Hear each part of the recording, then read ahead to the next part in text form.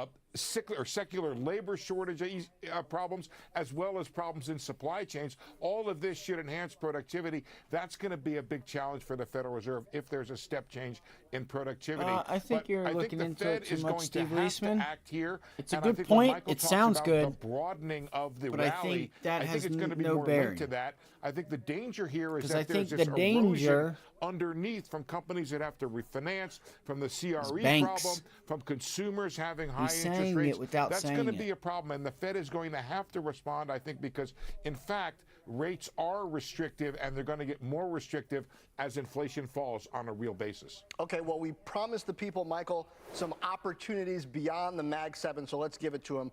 You like Dexcom, Zoetis, Because it all comes down, in my Arista opinion, the Networks. only None of reason, those for the is most part, huge, so that the why do you Fed like has to lower rates Well, is for Dexcom one is reason. an interesting story. Dexcom, I think, Because is sold it off in the puts last year or pressure so. on the It's banks. up about 5% over the year, down year to date. And they don't want the banks they're to in the fail. glucose monitoring And things business. will I think start everybody to has happen. seen the rallies in And the they GLP will have to stocks, step in. with Ozempic, Mounjaro, and they think diabetes is going to go away. This Dexcom is going to grow 20% a year. Really a diabetes 1 type scenario. All right, Great so what I would management, look for, the that's a growth good of the stock idea has for the improved. long And whiz. for us, I think it's kind of sold like off your because of the idea here irrational because look at the fears that 15-minute GLP was gonna chart. solve. The only thing that I don't like about it, I got to be honest, you're not above VWAP number 1. Where is VWAP? VWAP is sitting right at prior resistance 2. Look at the RSI on a 15-minute chart. Look at it on an hourly. Look at it on a 2-hour, 15.5 daily. And you'll see that's like, okay, maybe the pullback in a slight red break-even type of day could be, or wouldn't be that much of a surprise. Sorry, I don't know why CNBC turned off. That's what it has. To me, they've got the best CEO in tech that no one's ever heard of. She's a phenomenal CEO. They're in the switching business, which makes AI and some of these data center hyperscalers work faster. She has killed it in terms of a stock that has moved higher and higher. But it's an $80 billion market cap stock. So Let's to me, go. it's got a lot of opportunity. Its biggest customers are the Metas of the world, Microsofts, and those are good places to be. So it's a Look way at to kind of Bitcoin. backdoor play AI, but it's not up 200, 300, or 400% like some of the other more pure plays like NVIDIA or Supermicro. Yeah, well, we know Jayshree for sure. We like to talk to her. She is doing quite well over there. There you at go. Ariska. You got to And get I through don't know how my VWAP. cat Opal could get any more So important, but I we get your just point. took, Michael Landsberg, you know, Steve if you Leisman, guys are just joining thank us, you. please, I urge you Sticking hit out that with like tech, button because it's going to help and someone maybe else with find animals, us and that turning would to like the to be IPO here. market. The whole 2, page we of just the had internet 100. now gearing up to go public. You Social could, media depending platform on where you Reddit took it off filing at. its perspective I took it off just prospectus under yesterday 100%, and, probably like revealing its perspective on 80, a surprising major stakeholder you 75 might have seen in the to like headlines 88, recently. Ardea Drabosa has that 75 story to for today's 85 Tech Check. D? percent puts on the SPY. Other than the 22 guy of cent tech or right now, Sam 22.50 Altman, cent the ties to Reddit, entry. They go back more than a decade, and they were pretty surprising. And they went all the way up to he 50, has more than almost 9% 60 cents. of voting They power. went over He 150%. has invested at least $60 million starting back in But 2024. it went a and lot he was further than what I even thought. But I CEO still. for So that's the just game plan. I'm 8 still days. looking. But these ties run deep, and it got So us now these thinking, options are you know, down. what else has 16 Sam Altman cents to invested in? 17 And it turns cents. out that his They're lower than when we empire bought is them. quite Again, large we're and already quite out of these. sprawling. We're not in them. Investments, some of the darlings of private Watch for the tech, they breakout include or the Stripe, breakdown Instacart, here, guys. Humane, Look at if the that's volume Humane, on the AI buy Pay, side, very Cruise low. and Asana, Right? but in It's also total, Friday. RSI is 125 kind of companies high. that he has invested in since Not too high, 2010. nothing crazy, So his but it empire still is wide. shows Also, his investment 15-minute vehicle, time which is a frame web here. could There's get more of a Hydrazine pullback. Capital, which an investment fund Because which I he like to started look with at his the brothers. There's also at the different Apollo time frames Project, to show Altman me Capital. And let's not what forget is going that on OpenAI's with the venture capital indicators. fund That is way I can still paint the in his picture name. That was in supposed time. to only be temporary, but it again, is still in his name until so far, which raises a lot of corporate governance questions. But the so do a lot of S&P his show you investments that in AI, they're going to which make is VWAP probably why he had support. to step off the Reddit board back in 2021. Which could be a break out of here because now you're getting stuck between the two of them. Reddit is going to be licensing its content. Watch to the an bottom OpenAI left chart. competitor, It's a and that would be 15-minute Google's chart. Gemini. So The yellow scrolling line wide web here and all is your things 9 that lead EMA. back to Sam Altman. A lot of the stories we're doing these days. Yeah, to close the loop there on the animals and Reddit, I was Pink thinking about is Shiba VWAP. Inu. because we know the memes are big over there. But when it comes to a Reddit IPO, the environment has shifted dramatically over the past year since we first started talking about this. Meta is up. Snap, one of the main social media competitors, is down. Are the prospects for a public Reddit the same that they were a year ago? You could argue even longer, right? It's been waiting in the wings for so long. This is a company that's nearly 20 years old. It's hard out there for social media companies if you're not Meta. You mentioned Snap, but also flew sort of under the radar today. But Nextdoor, right? They had a leadership change just this morning. Sarah Come on, we Friar can do it. We is can out, get the to founder, 5, is going 6, back 7 in, likes. and We this can is a do it, company gang. that, remember, IPO'd through a SPAC back in 2021 for more than $4 billion. It's now worth less than $1 billion. So it's really tough. We'll have to see how Reddit does. It was last valued at $10 billion back in 2021. We know that a lot has changed between now and then. And the last thing I would add, John, is it's still unprofitable, right? So we'll have to see. It'll be a test for the IPO market to see how investors respond to an unprofitable company. Well, something tells me better than they did a year and a half ago when all of a sudden, people thought that profits were it, but not so much. Deirdre Bosa, thank you. Coming up, Live Nation shares nearing a 52-week high as the company posted record highs in attendance, ticket sales, and sponsorships. Up next, we're going to speak exclusively Here we go. with Look the on the CEO 1 minute. about the quarter It's getting ready. and It's the coming year in. ahead. That Plus, 90 MA. This weekend You're marks coming 2 in years here. since the 3 start minute. of the Ukraine Same thing. war. We're gonna take It's a getting ready deep to dive happen. into the 15 minute. geopolitical It's getting ready landscape, to happen. including today's sanctions, Pop and out. state of defense Break spending. down. The You're exchange is finna back find after out. This is The Exchange on CNBC. What's going to happen here now? If you do your work and look at all the bigger names like Apple, Microsoft, Nvidia, Tesla, JP Morgan, United Healthcare, and kind of cover the markets. Maybe Berkshire, Burke B, Burke Bag A, Burke Bag B. Maybe like throw a little Exxon in there with the little, So then maybe you can get the idea, or you just look at the chart and say, hey, VWAP. Until VWAP access support, I'm not buying it at VWAP. I'm going to be shorting at VWAP. But again, you could start to grind higher, retest that. I think you do need to test like 509.25 area. You probably do need to get up there and try to test that. That I do agree with that. Absolutely.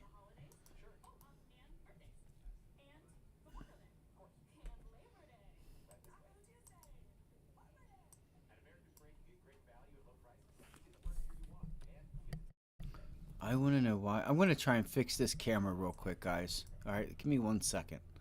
I'm going to fix this camera.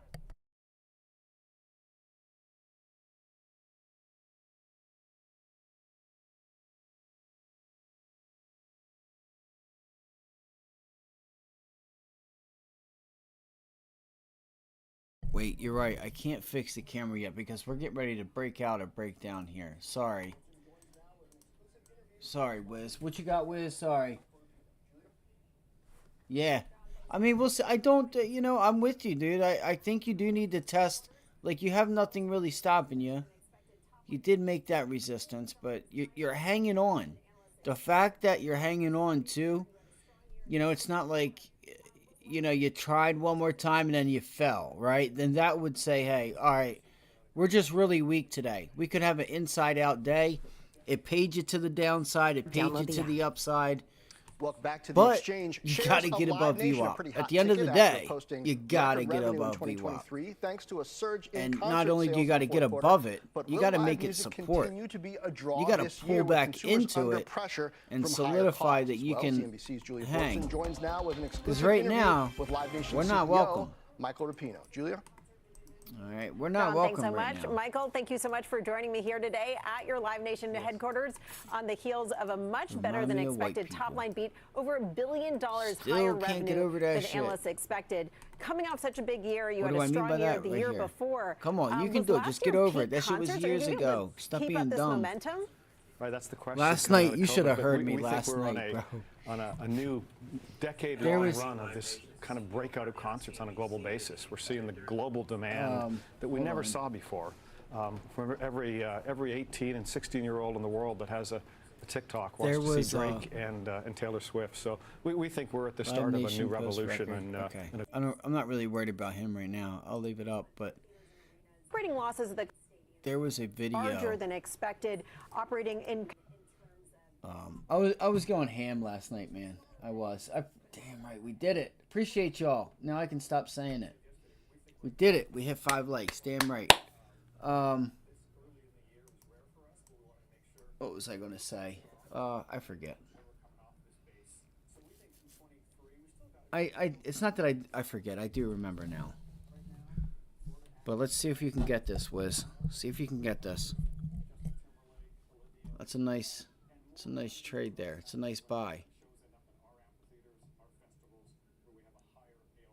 The candles are so small. The volume is so small.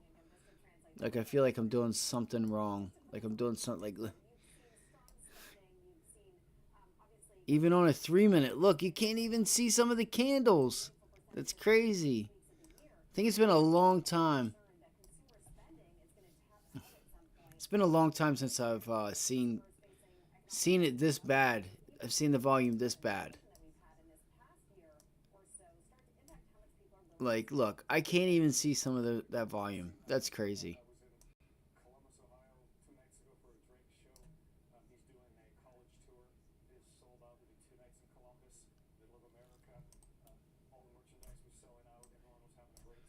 Come on. It is. It does. It's got to hold. We got to, well, it's like I say, we got to hold it as support. And you have a good chance. Why is that?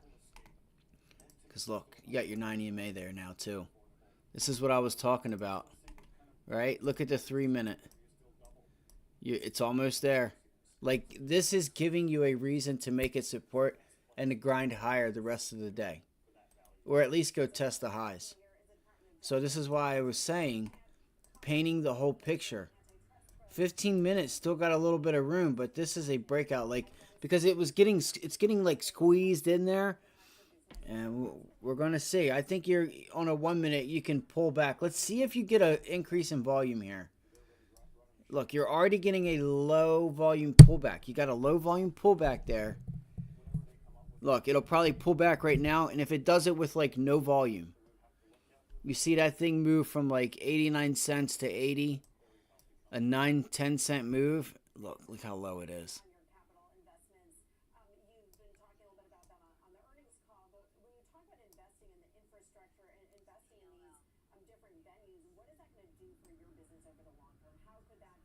No, come on.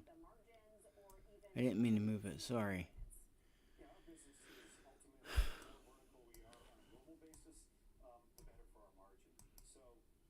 I hate that I always move these charts around all the time.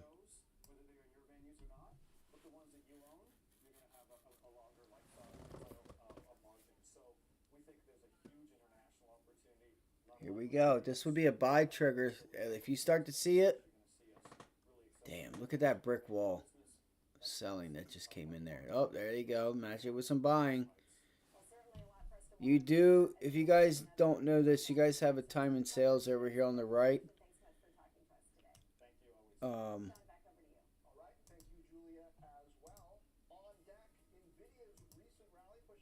Let me help you so you guys can get an idea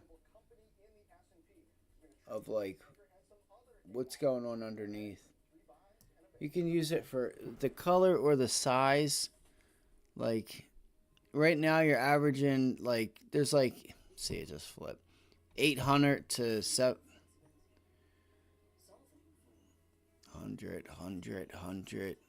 There's a 690, 69 to the buy side, 550. Look at 1200 buy side order. They're trying to load up and buy right there. Why is that? Because that's a buy trigger. Technically it's a buy trigger, but you need the volume. You had an increase in volume on the break. Consolidate, bring that 9 EMA up. Your buy trigger, your orders are going to be right there. So as it pulls in, it's getting you filled.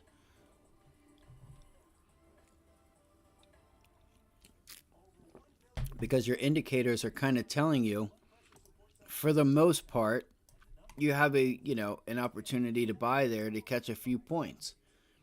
whether it's for a scalp, $1, but you do got to worry about where this is, like, what, where is your stop though? So their stop would obviously be below VWAP. There you go. You're getting an increase in volume on the breakout. Come on.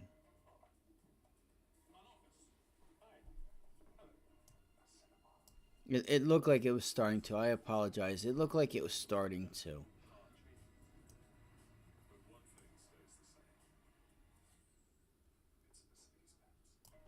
All right. Let's see, baby. Come on.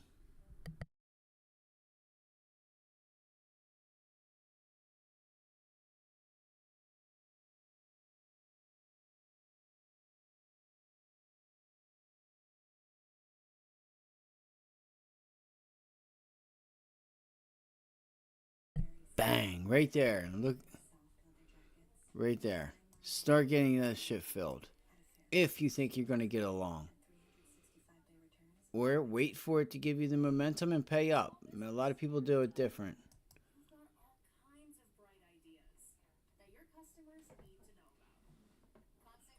Why?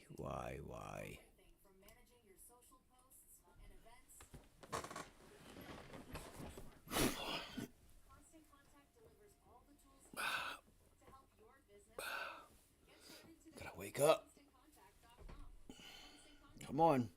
It's back under 9 EMA on the 1 minute. That's not good. Let's try to hold it. You want to get that extension. You want to leave it. It's got to go. Hold it, go. Hold it, go. The quicker it does that, the better. You want to see it leave it quickly with volume. You want to see it hit that level and leave. It's not going to do that right now because it's Friday. Lunchtime, it's probably just going to hang out. There you go. You're gonna one last try. She gonna fall over. God damn it. Her gonna fall over. Technically a lower high. Come on, you're gonna put in a higher high. You can do it.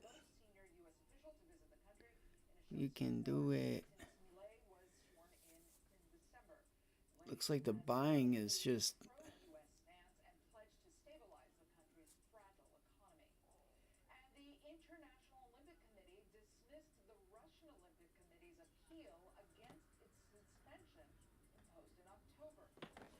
I'm trying to see if we see like some big buy orders come in down there, but it's not.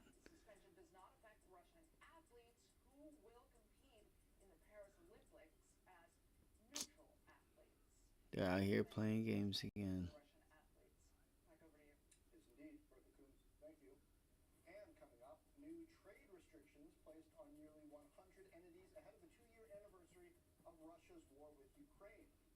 Yo, can you tell that they're doing this to like the very end? Like it wants to break it, it wants to hold it, and it's like riding it out.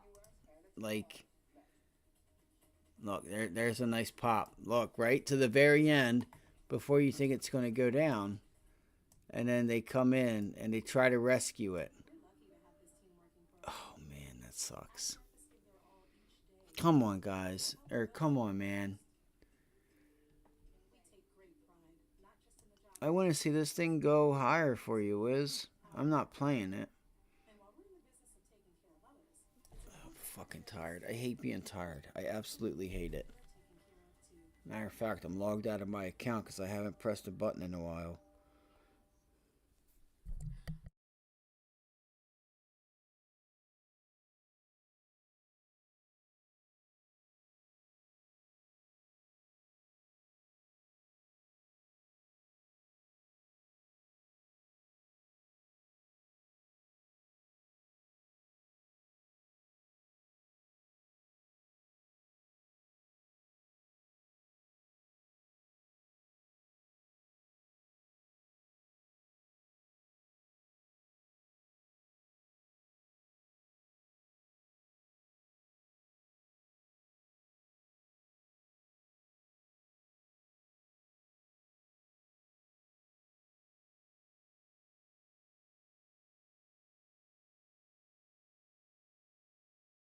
Well, she's holding, man.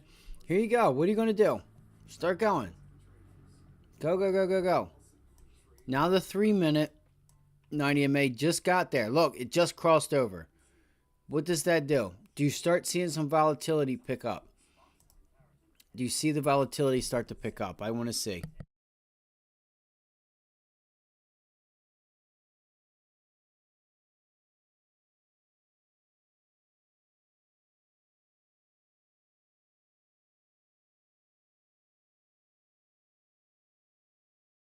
That's exactly what it did.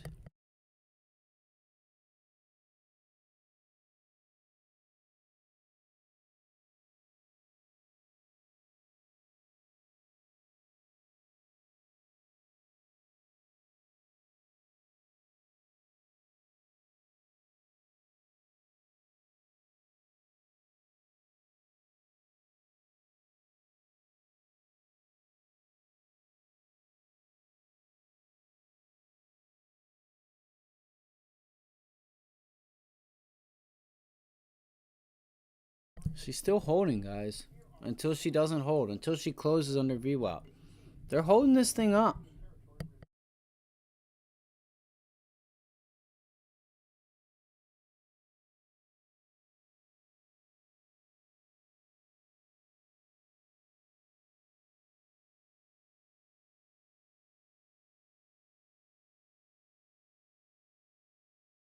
Oh, man.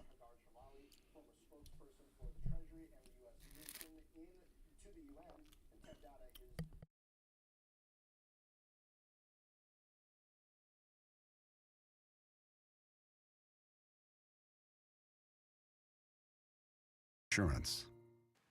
Welcome back to The Exchange. This weekend marks 2 years since the start of the Ukraine war. Here are some stats to put things in perspective. 18% of Ukrainian territory remains under Russian control today as a result of the ongoing war and the recent death of Russian opposition leader Alexei Navalny. The Biden administration is imposing more than 500 new sanctions against Russia. At the same time, $61 billion in American aid to Ukraine is stalled in Congress. Joining us now to cover those angles are Hagar Chomali, former spokesperson for the Treasury and the U.S. mission to the UN, and Ted Dada is Moody's head of financial crime compliance for Europe, Africa, and the Americas. And Roman Scheiser is TD Cowen's defense analyst. Eamon Javers also joins me here on set.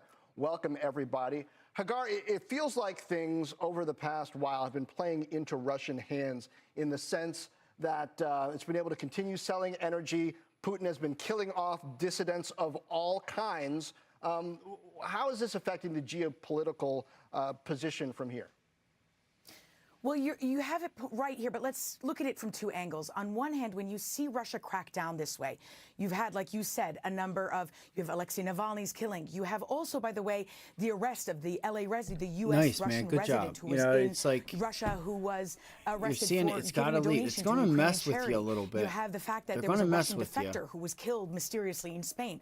All of these things point to a crackdown that's meant to instill fear in the Russian citizens, but also is reflective of Putin's insecurity on how he feels on his grip on power. At the same time, you have what's happening on the ground in Ukraine, which is a little bit worrisome because Putin is watching the fact that you have this Ukraine aid bill stuck in the House because Speaker Johnson won't bring it to a vote on the House floor, even though a majority of Democrats and nearly half of Republicans can't even get over to support it, bro. But when he's seeing that, because it keeps lining up he feels from empowered. last week. I don't know why my monitor screen's doing that. Ukraine long, right? That's a nice long. Right there's your Russia resistance took control level. over that, and that portends some concerns for how strong Ukraine is on the ground. You know, Hagar, Excuse we saw me, the and administration saying a couple of things simultaneously today, and we saw the That's president low out there volume talking about too, this. so be careful. One of the things they're saying is that I mean, these it's a little sanctions are bit working. better They're than very normal, effective. They're but actually lowering Russia's resources. you know, for lunchtime, it's not bad. But I would, of Putin's ability I wouldn't to be fight a war. surprised if you get a But we're pullback also seeing here. them say, you know, we're still going to do more. This is not the end of what we can do. And you wonder where the outer limit is for all this, because it doesn't seem to really stop Putin's ability to wage war in Ukraine, as you just laid out. What about the ideas of going after Russian sovereign funds that are frozen outside of Russia now, confiscating those, giving those to the Ukrainians. That's something that the U.S. has been reluctant to do. And then what about Vladimir Putin's personal assets? We seem to be reluctant to go there for national sovereignty reasons. When is the time when the United States... I'm going to go get "You know another what, we bagel, have to guys. I'll be back. All right, so let's Just go want to backwards. say I for your appreciate questions. all The of first y'all. about Vladimir Putin. Wiz, Putin himself was sanctioned I by love the trading United with you, bro. States individually I do, 'cause you on get it. February 25th, 2022, the A lot of day you guys after get it. Russia invaded I like Ukraine. trading with so all of you any guys. assets he has within It's US cool that we can do jurisdiction this. would already be frozen, and U.S. persons, that means businesses and individuals, are prohibited from doing business with him. And then that unleashes market forces around the world. So banks around the world, businesses around the world that are on the side of Ukraine and the West in general are not going to want to do business with him for that reason. So you have that part, but the part that you're talking about, that the 300 million in reserves at the Federal Reserve that are frozen, the Russia's reserves. This is a controversial move that the U.S. is currently debating and Congress is currently debating. They're debating whether to seize those assets and give them to Ukraine for rebuilding efforts and repatriation.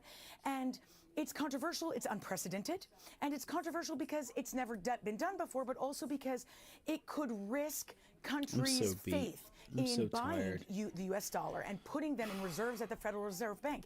And that's a big source of strength for our currency. And if that strengthens our currency, that in turn strengthens our sanctions as well. So it's a very controversial move. I'm not exactly sure where they'll go with that. But it is very controversial, and I expect that decision making to go on for a while. And drinking an energy drink, so like I said, I'll be plowing into a brick wall here in a little bit. I'll be crashing over a long hard. period of time. And every time you sanction a target, it's like a game of whack-a-mole. They always find a loophole or another way to evade sanctions. And Russia did that here.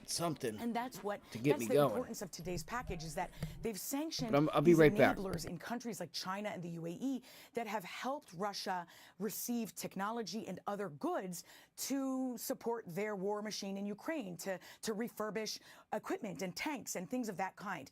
And so at the beginning, this was really working. Last year, because of U.S. and Western sanctions, Russia had lost 9,000 pieces of equipment, but they did a workaround. They started receiving ammunition and weapons from North Korea and Iran. And so this is meant to get at that as well. All right. Hagar, thank you. Hagar Chomali. Let's turn now to the latest round of sanctions announced by the Biden administration today. Morgan Brennan spoke with Commerce Secretary Gina Raimondo earlier about their effectiveness. Just today, we announced we're putting another 94 companies on the entity list because we have found that they are still selling, spare parts and technology to Russia so Putin can conduct this unjust criminal war. So is it working? I'd say yes. We have hundreds of companies that we at the Commerce Department have put on the list. We've blocked them from selling technology and semiconductors and spare parts to the Russian military. But this war must end. He must end this war. And until he does, we are going to wake up again tomorrow and ask ourselves, what more can we do? You can catch the full interview today at 4 p.m. Eastern Time on my favorite show, Overtime. Ted Data from Moody's is back with us. Ted, I'm not convinced. I mean, Putin just gave a car to North Korea's Kim Jong-un, and something tells me it's because he's happy with the way things are going in that relationship. He seems to be working around sanctions pretty effectively, no? Yeah, I mean, the sanctions evasion challenge is the one that we're all facing right now. So the designations that your former guest mentioned there, they highlight the fact that, 500 names added to the lists. The EU did 200 this week. The names being added, though, are from increasingly not just the Russian population. So 26 entities in 11 countries outside of Russia. The designation talks about sanctions evasions and circumvention. Anyone facilitating, orchestrating, or engaging with support. 6 of those Chinese firms listed. One particular designation is worth reading into. This is because they were shipping microelectronics from China to an already sanctioned Russian entity. So this is the evasion situation that we're in. The new ask on the banks and corporates who are the ones at the front lines keeping the gates is to not just think about breaching and if you're screening against names and lists, you've got to be thinking about, are you inadvertently facilitating an evasion network? And that means looking deeper into things like ownership structures, into things like shell companies. That's been a big red flag that FinCEN called out fairly early on. We've built some proprietary insights to help people dig deeper into shell companies because of the risks of dealing with front companies that potentially are linked to sanctioned entities. So, yeah, there's a big new dynamic, which is evasion and how you can protect against that risk, how you can do due diligence against evasion risks. Ted, it's Eamon Javers here. I did a story just this week about Apple's new Vision Pro product, which is not available for sale outside the United States, but we discovered it is available for sale at Apple resellers in Moscow right now. And that's despite the fact that Apple said it was pulling its sales out of Russia to protest the Ukraine invasion. So these supply chains have a way of reinvigorating themselves, even if the company doesn't want them to. I'm wondering what your take is on how effective these sanctions are and, how symbolic they are. One of the people that was sanctioned today by the U.S. government was the warden of the jail where Alexei Navalny was killed. I can't imagine that sanctions from the United States are going to affect the life of a warden of a jail in the Arctic Circle in any way, really, and practically. How much of this is symbolic and how much of this is actually effective? Yeah, it's your first question. I think the multi-tier supply chain and distribution challenge is a really real one.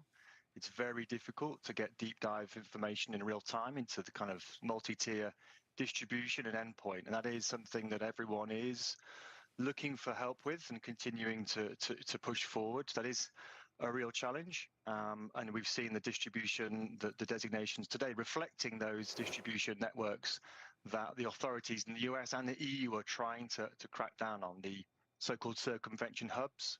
So it's countries nearby or routes nearby which are potentially transiting goods. So yeah, that's a very real challenge. It's very difficult, and you have to apply pressure at the bottom as well as at the top. And I think, as part of a sanctions regime, there will always be high-profile designations and names that need to be on the list. But I'm seeing increasingly more applicable and more relevant names of those types of companies and networks that really need to be, the net needs to be tightened. So that is good in that direction that we're seeing those names being listed. Finally, Ted, what's left in the bag after this round of sanctions? What more could be done? Yeah, I think there's more names. What the US is also doing with its secondary sanctions regime is putting pressure on institutions to look more deeply into their current processes. The designations this week, the executive orders, they talked about having a new round of controls on those banks, and not just the banks that directly breach sanctions, but any secondary sanction, any company that wants to deal with the US financial markets, thinking about their risk assessments, getting deeper into understanding the end of a trade finance flow. That, again, is very tricky to know who the counterparty is, who the good is, who the product is. So asking all banks and corporates to rethink their risk assessments, put more controls in areas like cyber as well, understanding the IP address, the endpoint, the geolocation. That's an area we've seen OFAC coming down on quite harshly and in the last couple of years in their enforcement. So cracking down on those IP address, the whole digital footprint of your customer and third-party population, you really got to think about that in real time. I'd see the new area and a new frontier for sanctions evasion risk. Hard to do, though. Ted Data, Moody's Analytics Head of Financial Crime Compliance, Europe, Africa, and Americas. Thank you. And finally, the $61 billion aid package for Ukraine currently stalled in Congress. Let's turn now to TD Cowen defense analyst Roman Schweitzer. Roman, normally, it always sounds crass to talk about these kinds of deadly conflict in financial terms, but wars that seem endless tend to be good for the defense industry, no? Yeah, unfortunately, that's the sad reality, and that's been the case for both U.S. and European companies as demand for munitions and missiles and vehicles have been really off the charts. Not just for Ukraine, though, also for related to Asia and the Middle East. So, the brewing global conflicts have really increased a surge in demand, and that's been a challenge, quite frankly, for the U.S. industrial base to meet. Roman, I wonder what the implication is for the U.S. industrial base of the war in Ukraine. Fascinating article in the New York Times this week detailing how the Ukraine war is giving, war-fighting lessons in the current era to the U.S. military. And in fact, the U.S. military has canceled now 2 drone programs that were probably pretty expensive because those drones would not survive in the Ukraine theater as it is now. That so much of this sort of ad hoc inventiveness that's going on in the battlefield now shows that you can do things at lower costs that are more effective with drones and other devices than we have been doing with our enormously expensive, American defense contractors. I wonder if there's a threat in a way to American defense contractors from some of the innovation that we've seen going on the Ukrainian side on the battlefield and some of the lessons learned about distributed warfare as opposed to consolidated warfare on the battlefield.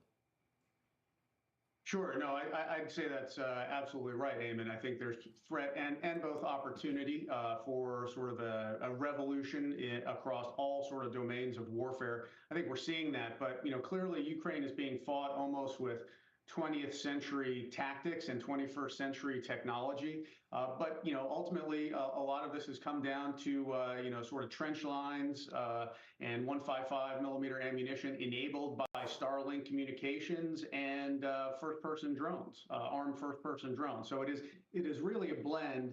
And I don't think there's really going back. But the one thing I would caution is that there are a lot of lessons to be learned, and a lot of them are going to be wrong, and they're not going to apply to the next fight. And I think what DoD and militaries around the world are trying to say, look, this is sort of unique to the European theater and may not apply to an Indo-Pacific scenario regarding China and Taiwan, or perhaps even what you see in the Red Sea, with the Houthis in Yemen. So there are this is based on a sort of unique set of circumstance.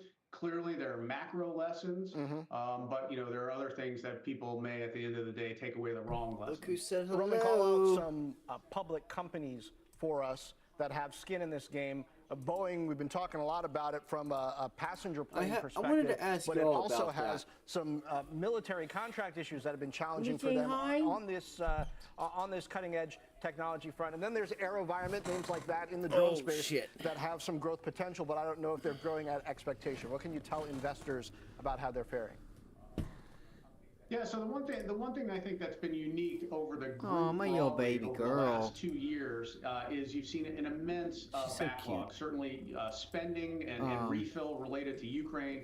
U.S. foreign military sales are at a record pace. So it is really, again, a rising tide. As you mentioned, unfortunately, right, this is a circumstance that benefits the industry. But almost every company within the sector has a unique contract or supply chain issue that has maybe hit profitability or performance on some of their bigger programs. All right, you're so not I really think investors right now are being super selective and discreet. If you want to lay down, and perhaps, down, please. maybe not some of the traditional defense-heavy names like a Lockheed or Northrop or LHX, and they're looking at some of the more blended names like a companies that have broader portfolios. You can see my monitors are shaking. I don't know if you guys could see it or not. And of course, you have some camera of the was unique shaking. government services companies like Booz and Palantir and others that play in the government just can't services make up her market mind and what she perhaps wants are to providing do. AI solutions. So Fuck, really and I across forgot. the industry, I think people are sort of being What I more was gonna discreet say. and as they look at Or ask you individual, guys. issues. All right. Thank you, Roman Schweizer, and thanks for riding shotgun with me. Yeah, thanks, John. Pun intended. So Coming here's up the with second part to NASDAQ, using the RSI and stuff like that. You got to remember the stock can just sit there and not go down, and it will cause that to go down. Could this be right here another sell point? I got to log into my I got to log in. I'm not even logged in right now. I'm kind of curious if we're going to go flat. If it's going to give us one more move or not. I'm curious. Are they going to give us one more move? We don't have. I just don't know if we have enough liquidity today to do it. It's just my opinion. Bless you. Right there, guys. Damn. Again. Look at that. Right there. Boom. You want to see a ton of selling. See if you see a brick wall top right. I don't mean to have them separated, but see if you get like a brick wall of red coming through there. Some decent sized orders. She's been I was giving Abby some different food. And she's been getting it's like she's got a hairball like right now. She's just licking and pulling. Abby, please. I love you. I know you're irritable, baby girl. You gotta try and stop, baby. I know. This is why I'm taking you back to just 2 foods. The same 2 foods, boo-boo. I know, baby. I know, sweetheart. I know. Okay, baby girl, I understand. I know you're so irritable. I know, baby. I know. This is why I want you to eat just whatever food you want. This is why you can't have a bunch of food. Okay? This is why you can't have all kinds of food, baby. Because you get irritable. You get irritable, Mama. Yeah, I know. She gets irritable, so she'll get tired of her food. So if I go to give her something else, like different brand or like different something, which, you know, it's obviously not good to give them a different brand. Baby, please. I know it's hard. I know. She starts pulling hair and like gets just itchy, right? She gets irritable, and then if I give her just like chicken and beef or like turkey and beef or something, I keep it to 2 kinds. She gets tired of it, but her skin feels so much better. On top of it, she gets bored of it, but she keeps me up all night because she wants something different. You gotta stop, baby. I know it's hard.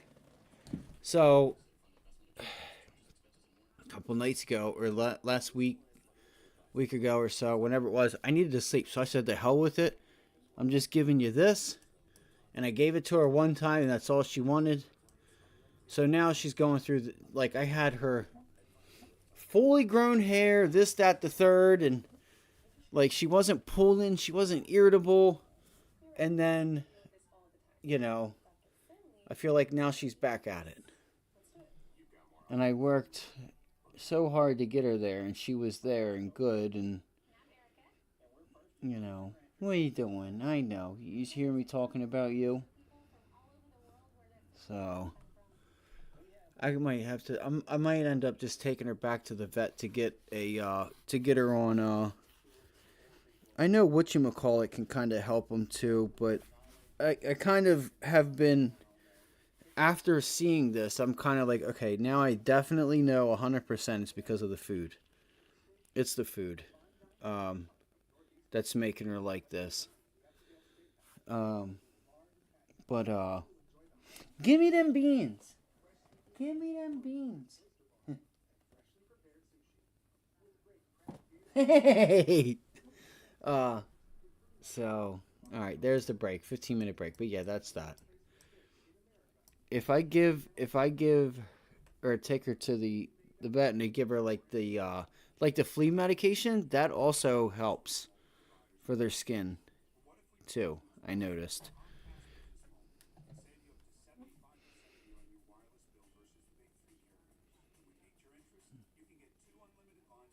I don't think that leg is supposed to go that way, girlfriend.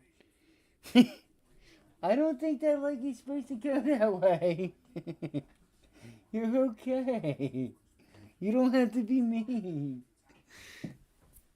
She's gonna get pissed at me. Oh shit, I don't have whatchamacallit on. My bad, y'all. My bad. I'm not sure what happened there. I think I might try and get some, if we can really get this going, I may end up having another channel with like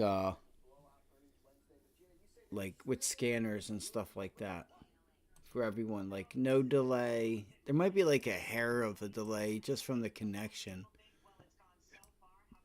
But there is things that I would like to try to turn this into. Pretty happy today.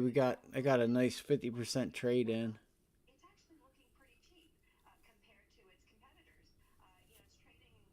It was around there. The more I think about it, was it like a 20 we'll call it a 23. It's 22.50 entry, and I forget what the exit was.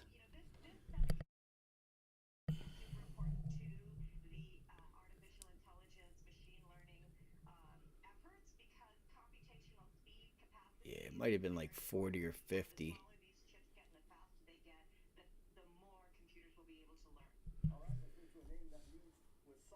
I think I remember seeing these because I still have these options up. I'm still watching them, the 507s. I'm still watching because I'm really curious if that was a sell trigger there right off of VWAP. And if we can close red.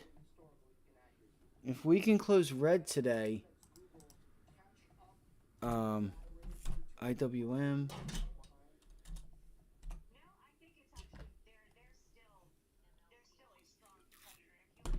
I mean, I don't know if we're going to close red. Well, let me look. Oh, shit. The IWM ended up breaking out, y'all. Yeah, we probably are not going to close red. The Qs. Pulling back. I don't think you're going to get enough pullback in technology to make the S&Ps close red.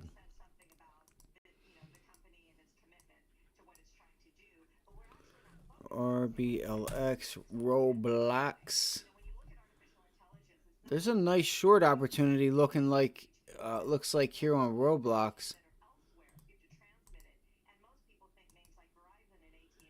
Why is it doing this? Like when I woke up this morning, when I got up this morning and did everything, right? Everything was just like this. It was just perfect. I would say right click, auto zoom, or, you know, and it would just do exactly what I wanted it to do. It wouldn't do this crazy, like looking in on two different candles at like a small thing, you know, where you can see like 2 or 3 candles on a 5-15 minute chart. I'm like, dude, you know, I can't really explain what I mean there, but it'll just zoom so far in that it's just like looking at like 2 or 3 candles, taking up the whole screen. So,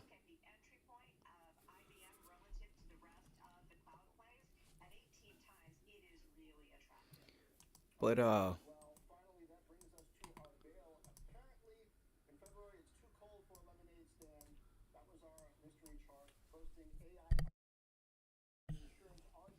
can Daddy get some of them beans?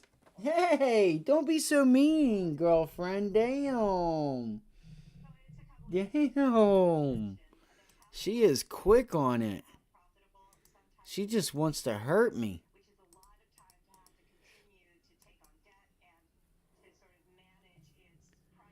All right, Disney, remember it for next week. It's a damn shame because we talked about this. About trying to get the short up there. I'm going to end up deleting a lot of these levels on everything, and I'm starting over. I'm starting over fresh. So, let's see here. Why is Disney bouncing off of there? That's the question. What the hell is it about 105.86 that makes Disney want to bounce? I mean, I see a bounce here. You got a little double bottom right there at 105.86. So it bounces off of 105.86. And where does it go? It goes all the way up to 109.46. And that is almost the gap fill. So we should be able to get it up to there. I wonder if we could do that.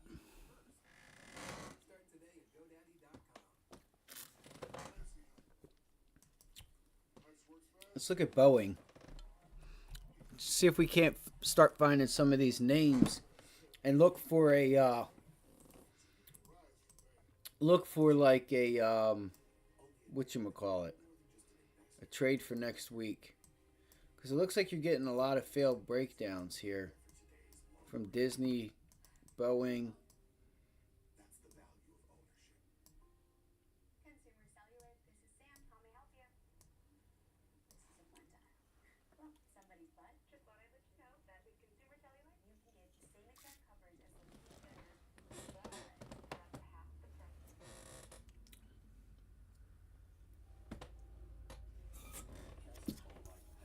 Again, Red Bull, if you're out there, I need you. I need you.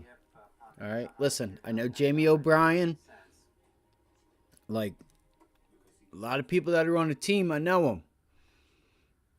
Let's do this. Let's advance, or let's take this to a different sector. All right? I need you.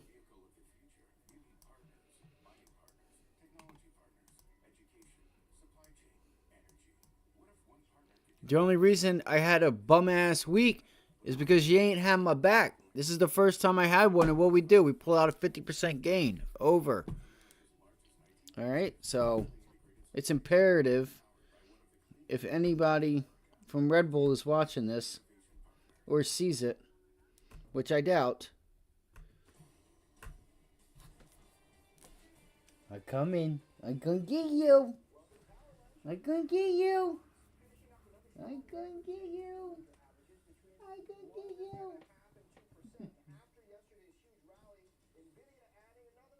Daddy just playing.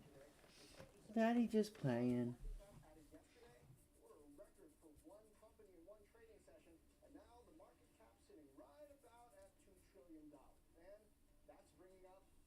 What are you doing? Don't look at me like that with those diamond eyes.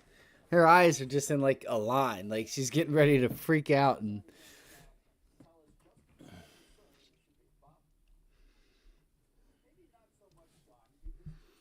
all right, let's see here. What can we find on the internet? What can we find on the interwebs? On the Whoa. What is this? They've been doing this recently. They've been doing this. I wonder if I can make, and you know what? Let's do this. I hate Bing. I need to download like Midjourney or go. I need to start doing something. I might make a Discord or something. I don't want to make a Discord because I just don't. It's not what I want to do. All right, it's not what I want to do. So what I'm thinking about. Let's see if we can make a, I want to make like, no.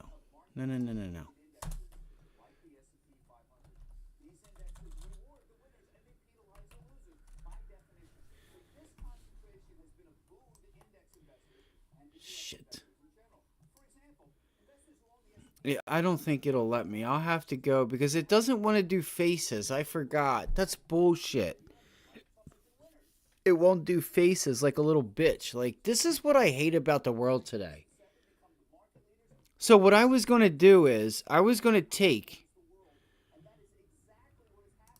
go take this photo. Or this image, I should say. Come on. I was going to take this image right here, and I was going to try and make an AI image out of it, right from when we first started the stream. All right, I was going to try and take that and do something with it, but on Microsoft, I don't do faces. I gotta regulate. If you say certain words, I can't use it. Man, fuck your bum ass shit, Microsoft. Fuck you. Seriously, like this is what I hate about the world we live in today. I do. I hate it so much, yo. Like, oh my god, it might offend somebody, or oh my god, because he said the word gun, we gotta, like, you know what I'm saying? Fucking bums. Bill Gates, you're a bum.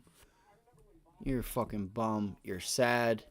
Steve Jobs, not Steve Jobs, whatever the hell the new guy is. Alright, they're fucking bums. Next thing you'll know, we'll be like Australia and they're really going to regulate it. They regulated it, they just didn't tell you. So I got to get like Midjourney or something like that. So that's why Microsoft will never work with AI. Microsoft AI, they don't match. They just don't match. So, and that's why. Warner Brothers Discovery is hyping free cash flow. Investors don't appear to be buying it. Okay. Said more from me then. Block shares surge 19. Why do they show this picture of him like he's like this? He's got his hair back now and shit. He's totally different. Surprise profit. I think they offered a dividend as well too. So that counts that out. I was wanting to do something and I can't. And I can't do it now because of the obvious reason. They can't do faces. Man, everything's getting a pop and they're just dropping.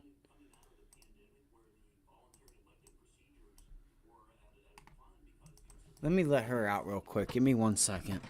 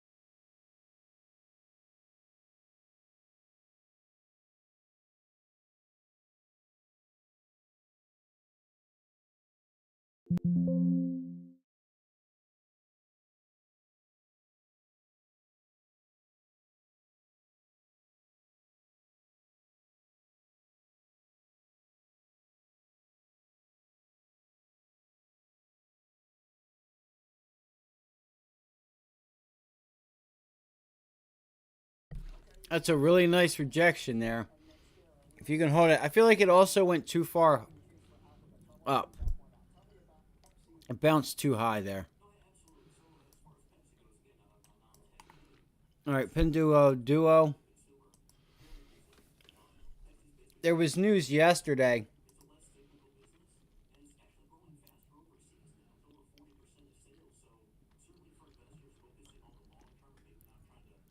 Hold on here. Let me see what's going on here. Give me 1 second.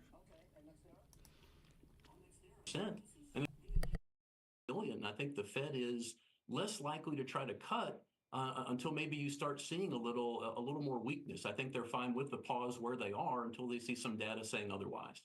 Okay, you like Alphabet, Pepsi, and Nextera. We had a guest just a few minutes ago making the case for Alphabet, so I want to leave that one out. Tell me about Pepsi and Nextera. No, absolutely. So as far as Pepsi goes, again, a non-tech name, soda and snack foods, you mentioned the consumer, very resilient.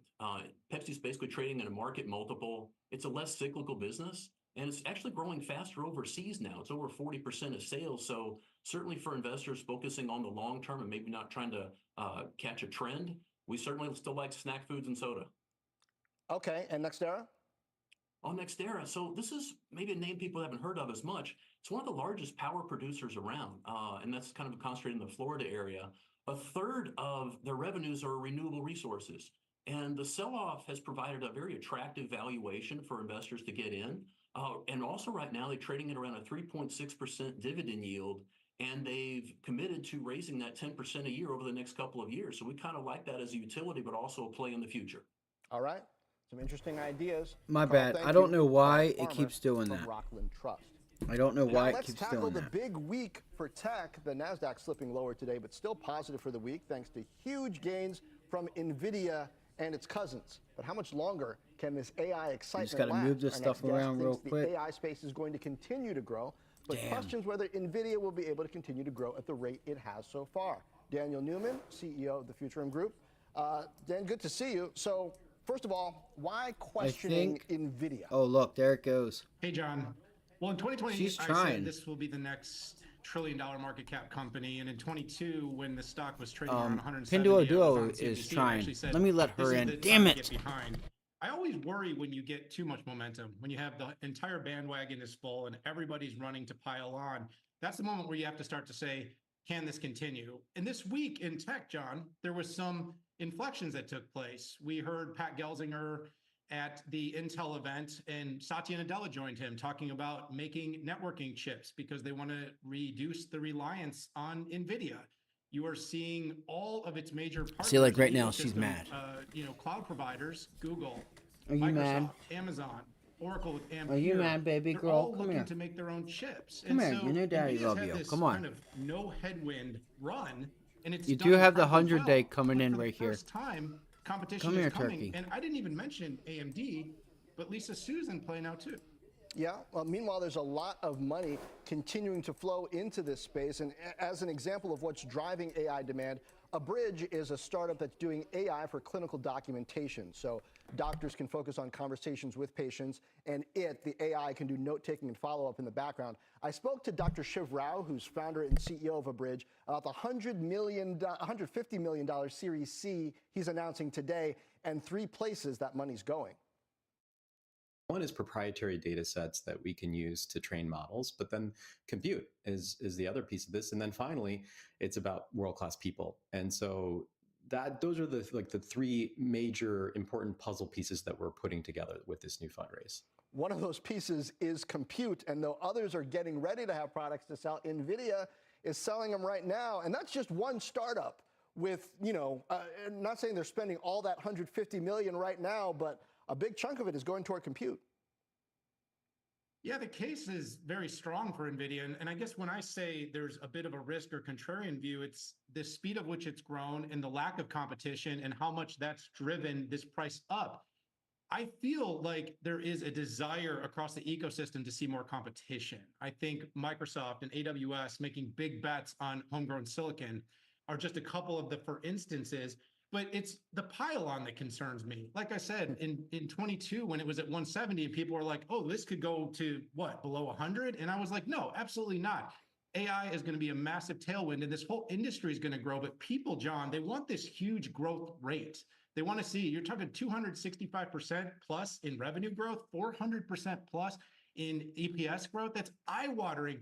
And so when that number slows, I have a comparison from a few years ago with Zoom. Now, AI will grow faster and it is more sustainable, but you have the biggest companies in the world, and I haven't even mentioned Apple, that are all entering the space in different capacities, and they're going to see there's going to be a catch-up trade, and there's going to be some other companies that have to grow. It can't all go to one company. It's just not good for the innovation or for the competitive landscape. A lot of people are expecting that the next wave of dramatic potential for growth is going to come from application companies, and your Salesforces, Microsoft still fits in that arena. ServiceNow is one that's been pushing pretty hard, Adobe, etc. Who do you like in that set? Yeah, you actually named a few of the ones I really like. I'm a big fan of ServiceNow. I think what they're doing for productivity and efficiency is going to be really important. Microsoft across the applications landscape, the business is just so well diversified. And of course, Salesforce on the CRM side.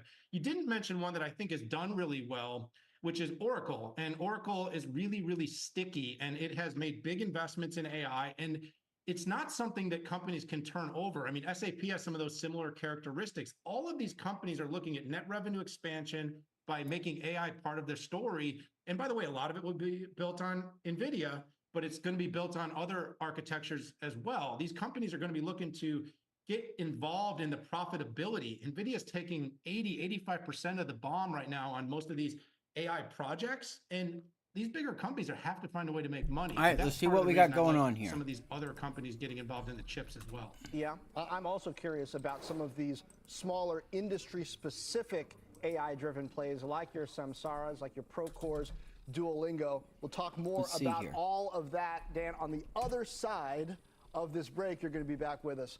After the break, Reddit is going public with some well-known investors, as well as some well-known controversy behind it. So how big a moment is this for Wall Street?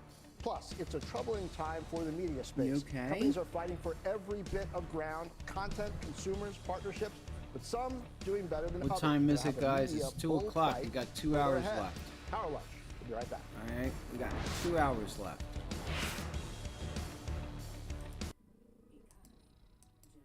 Come on. Man, so those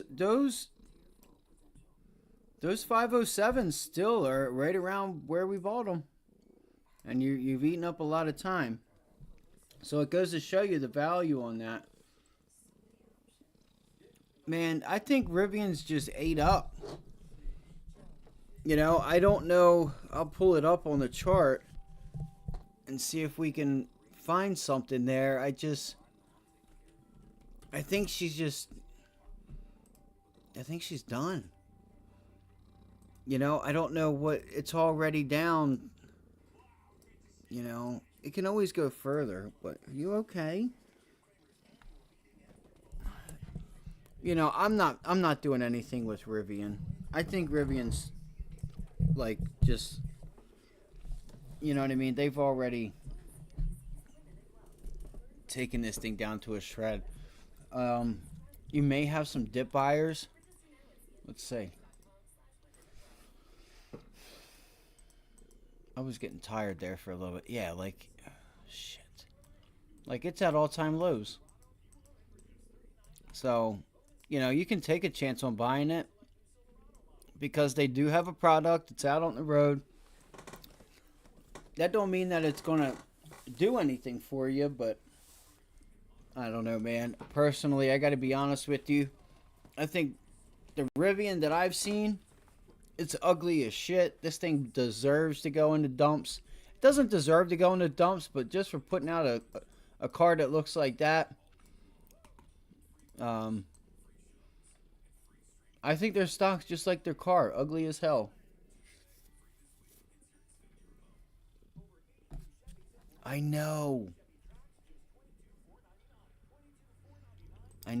That's bad, dude.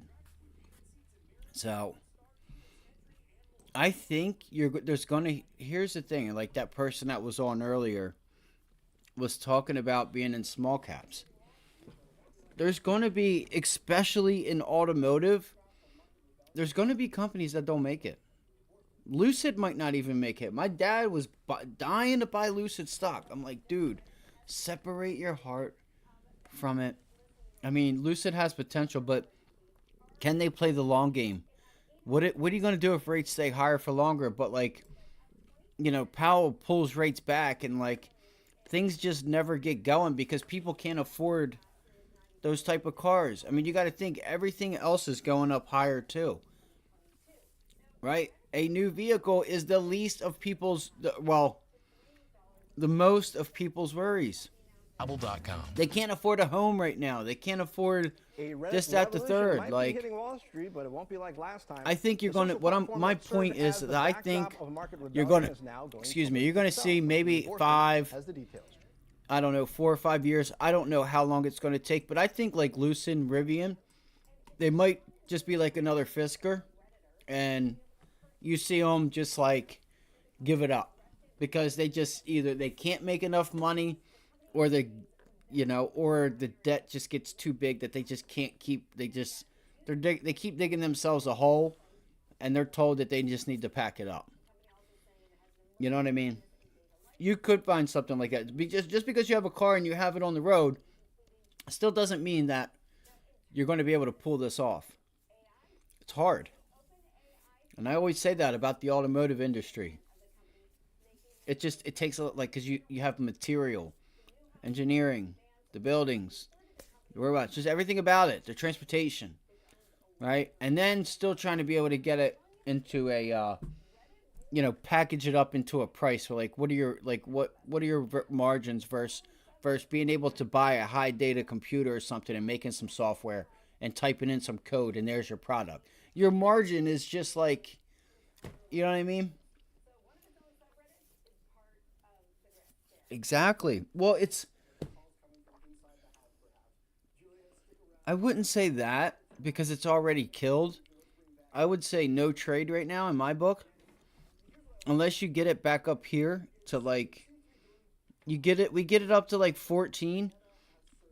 like maybe you look for a long to 15, but you obviously need the sector and the market behind you, and then you grab some puts. But I don't think they'll be around.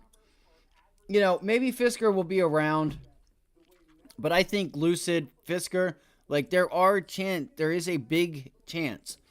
I'm gonna say an 85 to 90% chance, whether it's Lee Automotive, so there's going to be at least one or two, a few of these new companies that were made in 2020 that are not going to be here. I promise. Can't really do that, but I'm doing it anyway because it's just how it works. It's just how you can only restructure debt so many different ways versus the product and versus how much you're selling versus how much you're taking out. That's it, right? You can attack the stock. You can dilute shares. You can only do that so many times. If the truck ain't selling because they can't afford it, chances are you're going out of business. No matter what you try to do with the other stuff. You can change the look of the car. You can do this, that, the third. Unless you can get that price down and keep it at a margin that you can actually do good, actually survive as a business, I don't see that happening though. Unless they're just going to be like, here's a hunk of metal for 15 grand out the door. I don't see that happening though. And I always say it. And I said it to my dad. I'm like, yo, everybody loves cars and shit, but okay. Ferrari stock did well this year. Right? Ferraris did very well this year. But they're proven, right? They've been around a long time. They've had their ups, they've had their downs. All right. It's still hitting highs. So as a sector, so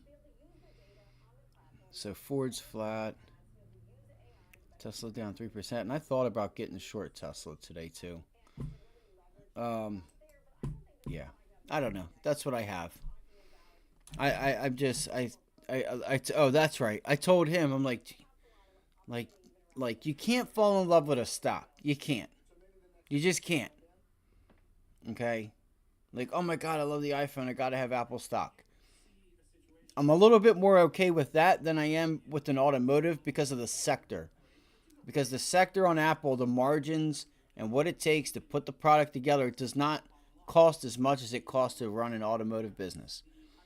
Right? You're talking expensive parts, expensive engineering, just everything about it is so capital intensive, and I've always lived by that. I think automotive, which you could still consider like cat and deer in the same sentence, kinda, not really. You can, but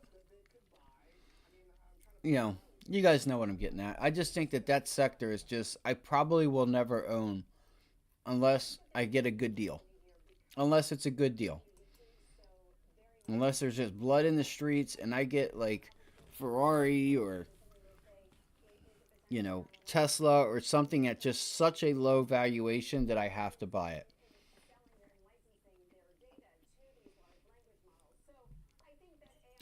Shit, what was I doing?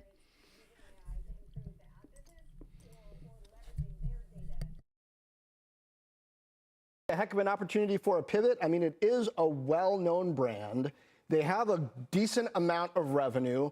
AI is the future. I imagine there are some things out there that they could buy. I mean, I'm trying to put a smiley face on this after my, skeptical line of questioning. Look, I think that there's a huge opportunity here because their community is so very much engaged. And so the question is that opportunity around e-commerce, which is something they say is a potential down the line, or is it what they describe as the more near-term opportunity, which is in selling and licensing their data to these large language models? So I think that AI is going to be a big piece of it, whether it's using AI to improve the ad business or leveraging their data to improve other companies' AI models. But there's no denying that this is a very committed, perhaps even addicted community to these subreddits. Well, you know, maybe they can use their stock as a currency and buy GameStop or AMC. Julia, I wonder if we Dan, find some thank support you. here. See if the SPY and the Q start Equity to turn and around. And see if Apple can try to turn around here. But again, you have trouble up here at 184. So, I'm not sure if that's going to work out. I'm going to use the restroom. I will be right back.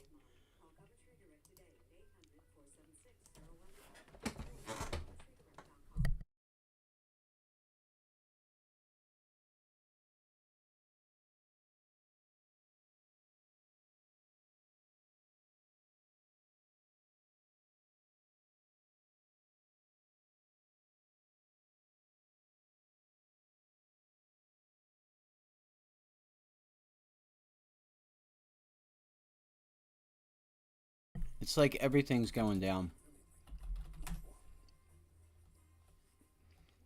Microsoft breaking 109.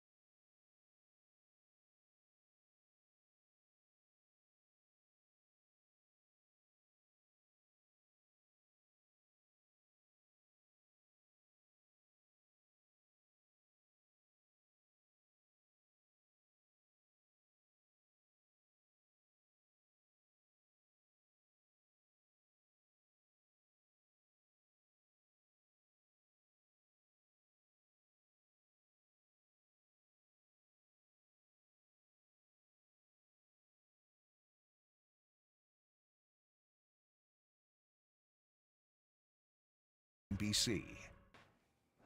Welcome back to Power Lunch. The major indices are taking a breather after yesterday's rally, but bond yields, they're higher once again. Our Rick Santelli joins us from the trading floor in Chicago. Rick? You know, John Ford, it's been a wild week. Whether it's NVIDIA, the whole tech rally, the Magnificent Seven, the Great Eight, however you want to look at the world, look at stocks, look at the Dow, look at the S&P. For 2 weeks, it's a rocket ship. Geez, everybody's portfolio should look that good. And what have 2s and 10s done? Well, yesterday they did their highest yield closes of the year. As a matter of fact, 2.5 months for 2s, 3 months for 10s. Now we see that 10-year yields are down on the week, 2-year yields are up on the week. Curves the most inverted since the end of December. How do we interpret all that? Well, I know how we can interpret it. We can come over here and talk to Shane. Shane, hey, Rick. How's it going? Good. How about yourself? All right. It's been a wild week. It looks as though NASDAQ is slipping just a little bit. S&P, Dow Jones on pace for another all-time record high close. How could all this be going on after all the inflation data last week? Yeah, you certainly got that right, Rick. I think what the investor community was looking for, they found yesterday in NVIDIA's earnings. So I think they're looking to see if companies can remain successful. It could be a nice pullback there on Exxon. The notion of recession. You know, you look at the papers. When I used to say there may be a recession, I think there will be, and there wasn't, that was called a mistake. Nowadays, the big communities of dealers are reevaluating. I might try a short here for next week. But they still see the Fed tightening, or excuse me, easing, not happening in the first But in March, maybe wait, all the hold way on. back into June, your thoughts? They do. What we saw last week in the CPI print on Tuesday was a little bit higher than expected. So they pushed that rate cut back from March to mid-year. And I think what they're going to see is that it's going to depend on the next 2 weeks where data comes in and how the Fed reacts to that data. As far as I know, they're not watching the S&P 500. And you bring up a great point. They shouldn't be watching the S&P 500 or the Dow Jones Industrial Average. But we all know it must have some type of effect on them, especially after the resurgence of last week's inflation. Do you think those numbers for January PPI and CPI were a one-off? I don't know if they're a one-off. What we have seen in the options marketplace is a renewed interest in upside versus downside protection. So what we're waiting to see in the next couple weeks is to see if that was one-off or is a sign to tell of something to come. I see. And, of course, we all know in the beginning of March, not that far away, we get our first major employment report. Many have been whispering that claims might be lower because certain states are giving estimated readings. Is there any talk that some of these numbers that we all put so much credence in might not be as representative of strength as we think they are? You might be right, Rick. I'm not sure about that, but we're waiting to see what Powell says on March 6th. So we're waiting to see what he has to say about the numbers and the renewed data coming out. Right, and that, of course, is the week of the jobs. Thanks for having me, Rick. Fort, back to you and have a great weekend. All right, Rick, interesting move to upside protection. We'll watch that. Now let's get to Eamon Jabbers for a CNBC News update. Eamon. John, University of Georgia officials say a person of interest is facing questioning after a nursing student was found dead Thursday on campus. Police discovered the young woman's body after a friend called them, concerned she had not come back yet from a run. UGA canceled classes today as authorities investigate. Police say they suspect foul play. More than a dozen people are still missing today after a large fire broke out at an apartment block in the Spanish city of Valencia. It killed at least 10 people. The cause of the fire is not clear, but some experts say it likely spread quickly from a combination of strong winds and the plastic materials used in the building facade. And the NFL announced a record-breaking salary cap today for 2024. It now stands at $255 million per team, a more than $30 million jump from last year. The league says the unprecedented increase is partially from a big jump in media revenue for the season. No word, John, on whether it's going to be enough to help the Philadelphia Eagles next. Back over to you. My cousin Edwin would be worried about that. And what he's saying is sports betting, and that's okay. I'm telling you, I don't think y'all know what y'all got right here in front of you. I don't think y'all know how good. Everybody want to be good at it, right? Everybody want to be good at it. That shit is earned, not given. I've been doing it. I didn't do much this year. I didn't play much this year, but it's funny watching the trends. It's funny watching the trends in line movement. And they just talk about line movement just because of line movement for the sake of it being line movement. And they're like, oh my God, line movement, this. But there's been a change since, a fundamental change in the way things happen when these states have done it. Like, they've been doing it, and what happens is, like, they don't pay attention to what the number was Monday, to what it was Friday, or Friday night, and then what it opened, or let's just say, like, Saturday, or really Friday, going into the weekend. But where is it at? Where it was at Monday, and like, you know, they told, you know, it's just funny, right? It comes out Monday, they're -7.5, and by Sunday they're like -4, -3, and what happens? They still win by 9. Because it's just like a lot of things have changed with a lot of these states that have reopened, and a lot of these newbies that, like, I can tell, I did it for a long time. Like, things just, you can just see it if you know how to look for it. You know what I mean? Like the change in line movements and things like that. And people trying to be sharp just to be sharp. And that's why all of them got their asses whooped this year. This year was really easy. You just did what you should have did instead of like saying, like, I'm going to just play sharp because there's no way Detroit can win, or there's no way Green Bay can win. Well, in fact, they're an okay team, and in fact, they can win, and they don't have to win. They just have to cover. And what do? They win. It's kind of funny. And yeah, I'm talking to you, I can't even remember his name. That's how bad he sucks. On Barstool. Yeah, I'm calling you out. 69, my favorite number, favorite position. Fucking running around in his backyard and shit. Stu. Good old Stu.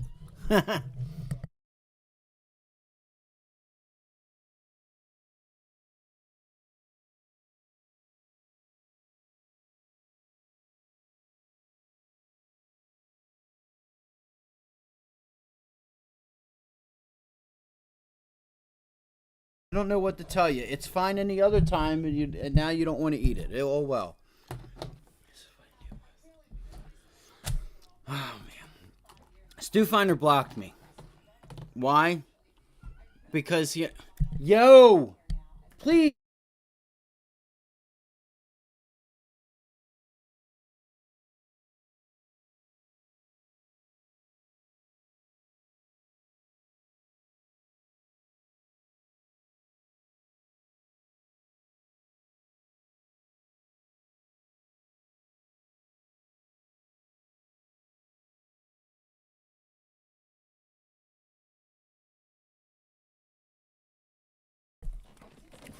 So Stu Finder got mad because he told everybody take Virginia, and I told him, I said, Stu, once again, you're trying to be sharp, or it's just like some people don't know that, like, the thing is last year, if the majority of Maryland's wide receivers and those players did not get hurt not last year, but the year before, people would have known more, like, that Maryland was a little bit better than what they were this year. Well, they get them all back. I'm like, yo, Maryland's not going to be bad in the Big Ten. And then I guess he gave out Virginia. And I'm like, bro, Maryland. And they beat them by a mile. And I'm like, trying to be sharp just for the sake of being sharp. And that's why week in, week out, motherfuckers are paying for losers from guys like him. It's a damn shame. It's a damn shame. But anyway.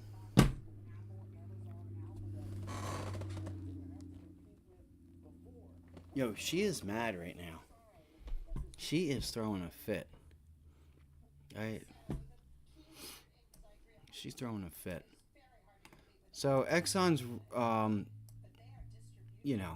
kind of trying to find resistance here off of yesterday's low. Let's look at the sector and see if we can see, what am I looking at? Exxon, XLM, 15-minute chart.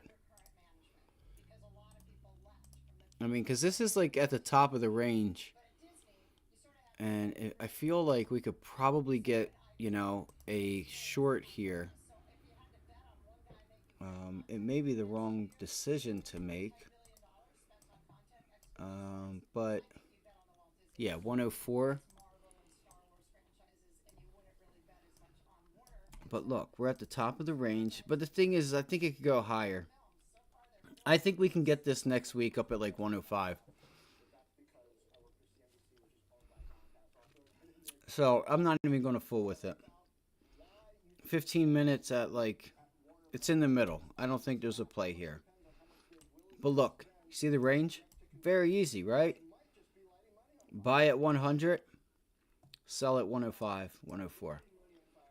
We're at 104, so I need a pop. If Exxon gets up there to like 105 or so, you are rejecting the 200-day moving average. You are rejecting the 200-day moving average on the daily chart. Trying to hold the 120-day. Not 120, but the 100-day and 20-day. That green line there. It's hanging on. So you might get a bounce here. You might get a bounce. I'm going to put a red box here. Abby, what's wrong, baby? What's wrong? There's nothing wrong with your turkey, your food. There's nothing wrong with it. You can eat it. I thought she was getting ready to come over here and do something.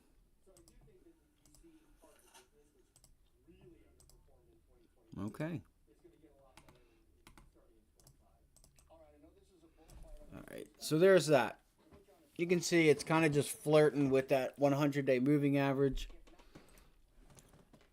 No, I have not ate yet today. I had a bagel, my bad. I've had some bagel, I've had some gum, and I've had some Red Bull.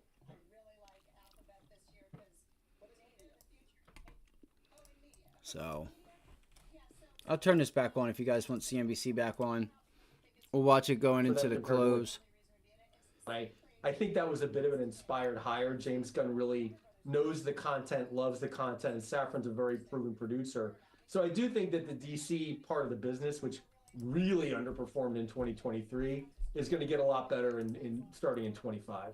All right, I know this is a bullfight on these two stocks, but Laura, I'm going to put you on the spot. What's your So this is also real quick. If anybody's here who plays energy, If not, make sure if you play energy that you're identifying the sectors in energy that are strong, because you have a lot of different sectors in energy. Right? You have pipelines, you have the actual, like, the drillers, you have, you know, the, whatchamacallit, the, refineries. Like, you have all different types of energy plays, oil plays. Baby, I know. I feel terrible. I feel terrible, boo-boo, but I can't give you anything else. There's nothing wrong with it, love. If you're hungry, you can eat it. I know. I'm going to actually go get her different food. I'm getting her the stuff that she'll eat, and I'm leaving it. She just doesn't eat the chunks, and it makes me mad. Like, there's, like, all kinds of meat and stuff left in it, and then it just, like, she doesn't eat it. And it all just sits there. And I'm like, dude. Alright, so, like, HP. Right? Helmerich and Payne, that's down today. Rig, they actually reported not too long ago. How did they do? Not too good. So these names are already starting to get hurt. Alright. I'm going to scan around and look at some charts. The SPY, I would look for look for like VWAP and yesterday's close and yesterday's low. Like, just keep little key areas that you can identify. Right? Like, looks like we pulled in yesterday's close and now we're bouncing. Right? Plain and simple. Keep it simple. Keep it simple.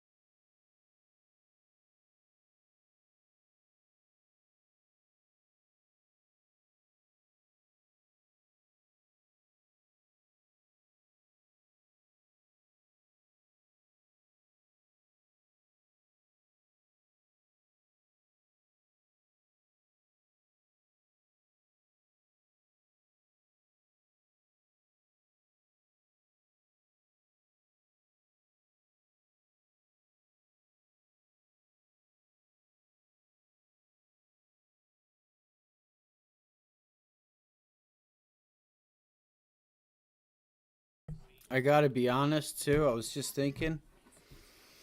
I think I might ride over to the hospital and go get some food.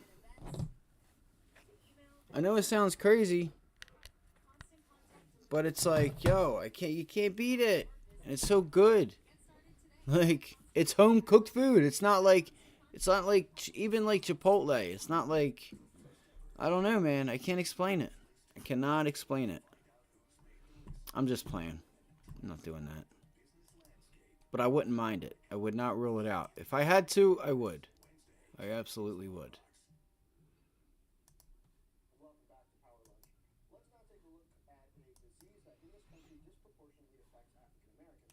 All right, let's rock. So let's look at names like Roblox, okay? I feel like Roblox is trying to get some attention. Daily chart. Consolidation. You're down. You kind of bounced off these lows here. And now you're turning that whole area into a resistance area. So you're rejecting 43. What's going to happen when you get back into 43? 43 is going to be like, yo, you stopped by once and you left and you said it wasn't good enough. So why do you think I want you here now? So I think... Welcome back to Power Lunch. Let's now take a look at a disease that in this country just disproportionately curious affects if African Americans, Roblox sickle cell anemia. New treatments offer has hope, more but room to Bertha pull Coombs back. looks at the challenge of providing access because of the high cost. For Michael Goodwin, crippling pain from sickle cell disease makes life unpredictable. I could be in the hospital 20 days out of a month sometimes, which hurts me because I have a son now. Still, he's leery of new gene therapies, which require months of intensive medical prep. And then there's the cost. Vertex's Casgevy lists for over $2 million, Bluebird Bio's Lyfgenia for over $3 million. I do have insurance, but those, I already have medical bills. Goodwin's hesitancy doesn't surprise Dr. Julie Cantor, director of the Adult Sickle Cell Center at University of Alabama at Birmingham. My guess is even if we opened the gates today to everybody getting this therapy, at most only 10% of those individuals affected by sickle cell would want this therapy. And even that would be too much for us to manage right this second. More than 100,000 Americans have sickle cell disease, according to the CDC, with 50 to 60% of them covered by Medicaid. Dr. Cantor says it will take time to ramp up capacity to treat patients at scale. In the meantime, states are grappling with how to ramp up access for those on Medicaid. The immediate consideration is the cost. It is very high, and state budgets simply cannot manage that on their own. The Biden administration is launching negotiations with Bluebird Bio and Vertex for Medicaid plan discounts with payments tied to health outcomes. For Michael Goodwin, the outcome is key. If they could guarantee me the outcome that I wouldn't have sickle cell, I would do it in a heartbeat. You know what I can't stand? Here's something we could talk in the about. Hospital today dealing with his disease. You know, researchers hesitate to call this The I treatment a can't cure, stand but section during of the Vertex's recent earnings call, the COO said that they've already signed outcome-based I can't stand agreements section of the with live individual stream. Medicaid plans, And it's not they're what working you on it think. with It's not commercial payers, politics or and anything they're confident like that. because so It's actually few people, AI. he says, failed to And respond. no, it's not Both regulated Vertex and AI. Bluebird It's not anticipate Microsoft. starting You're a little treatments bitch. for their That type of very stuff. first patients in the coming weeks, John. So is it a matter of if it works, then it's worth it? It's really a matter of paying What it it all is. at once. Researchers at the University of Washington said if you look at the cost, they're saying if it's under $2 million. So people talk about AI. Oh, the AI. The AI said to buy here. The AI buy trigger has not set up yet. So you can't buy the SPY. Why the hell do you need some AI to tell you when and when not to buy? First off, you had to have put that in there yourself. So why do you need it to say, hey, it's a buy time? Like, it's the stupidest thing that I could ever... The only time you should do it is if you cannot physically click a button or have orders out and you want to make sure you have the orders at the price that you want because you're trading options or something. You know, unless you're buying the stock outright, but like this AI buy trigger and it's stuff like that. Like this AI, like gives you a like, you know what I mean? Like AI does this for like buying. You should be able to like kind of understand when that would be. Like, let's just say this, right? If it was that easy, why are you putting it in AI and not just pushing the damn button, bro?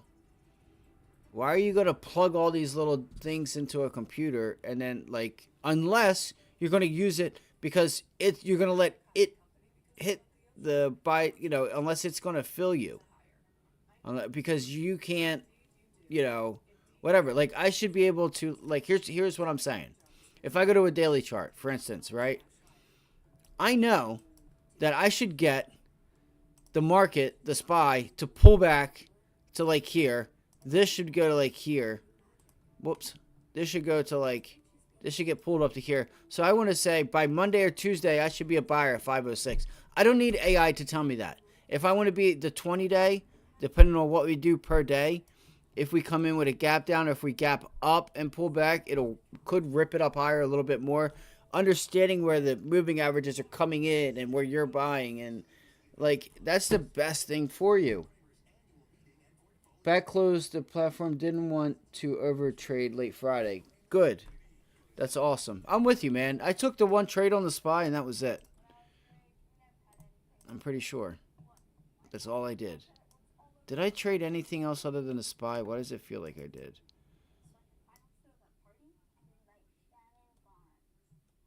Because I think, did I trade the SPY second? I don't think I put on anything other than the SPY. Because it was the best one. Like I could feel this morning, I'm like, just be patient. You got a few more days left in the month of February. Make it count and just be patient. It was a big day yesterday. You screwed up. You did stupid shit that you shouldn't have fucking done. You're going short when the market's clearly ripping to the upside. What are you thinking? Let alone do you not only do that, you buy the strongest stock in the fucking sector that you're in. What are you doing, dude? Come on. Like, what are you doing? What are you doing? And I was just irritable, and misery loves company. And that's all I can think of. I think that's all it was. Well, here's your pullback on JP Morgan, but that's not going to help me out any. All right, a little too soon for that. No, I really did. I saw it, and I wasn't sure if we were going to get a pullback because I started to see that, like, it felt like we just couldn't regain, but we did. But it did, I mean. So it is what it is. Who's to say that, who knows if it would have fell out of bed because of whatever. There was, I don't know, there was a rumor going around JP Morgan, you know, owes this much, or like, I don't know, is going to do an offering or something, like a huge offering. You know, this thing would have pulled back, but that's not the case. That didn't happen. But yeah, anyway, AI, that's all, guys. Like, AI, you should understand when something is a buy and when something is a sell. And if, like, I mean, I guess if you're new and you have someone else put these type of things in for you, or you're getting it from someone else, just you need to know that they know what they're doing. And if they don't need to be telling anybody, like, recommendations on when to buy and when to sell. You know, there are ways to be able to have cool things, or like things like if you have a scanner and you want to have like Head and Shoulders or inverse Head and Shoulders or cup and handles. Every time you get like a real cup and handle, maybe it could throw out a list of the stocks that are actually that's matching up with, right? However you want to do it. But anything outside of that, like just saying that this is what should I, like, you know, I don't know. I know what I mean. It's hard for me to say it. OCEA, guys. Part of the OCEA. Driven by NVIDIA. Brian, what's your trade on Supermicro? This, and Yeah, Supermicro, I mean, look, from a longer term point of view, you know, definitely this AI trend is going to play out over 5 to 7 years, I think. And Supermicro is unique. It fits in the space where it's offering the X-Ray Oxford Michael. We were just looking at Exxon. And now there's news. And there was news. We got it. I knew this setup looked like, I'm like, dude, this thing looks like she want to pull back, bro. She want to look like she want to pull back. I forgot the last one. What was the last one?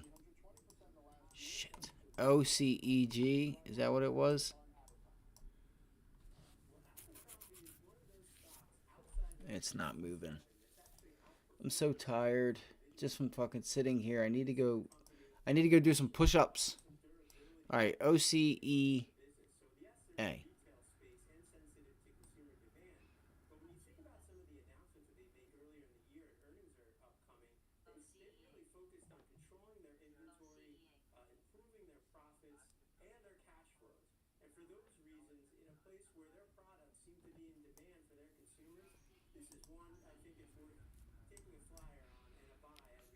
I'm not sure if it's halted yet. Here.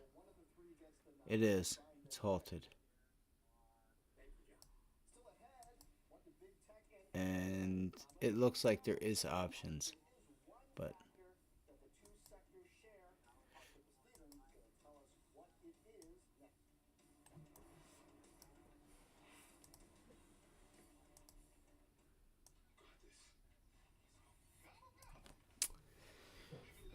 man, I'm fucking tired, guys. I could seriously fall asleep right here.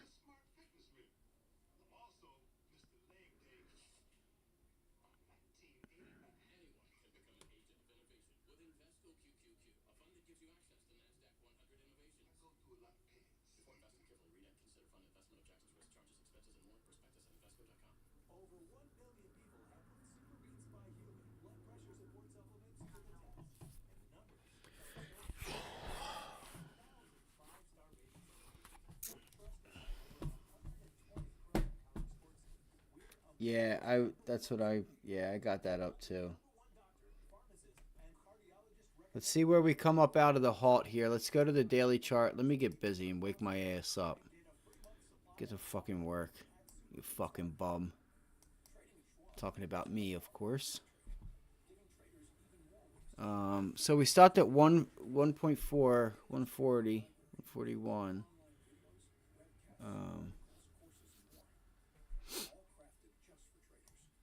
What's the float on this, Basic? Do you know or can see where the float is on this?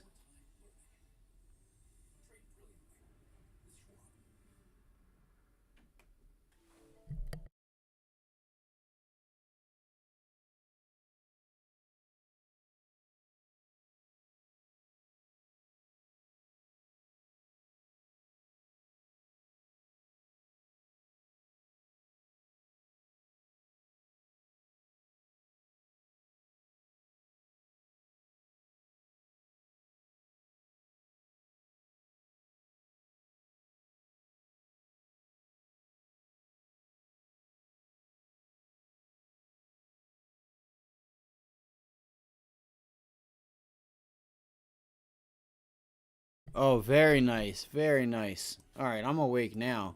Okay, cool.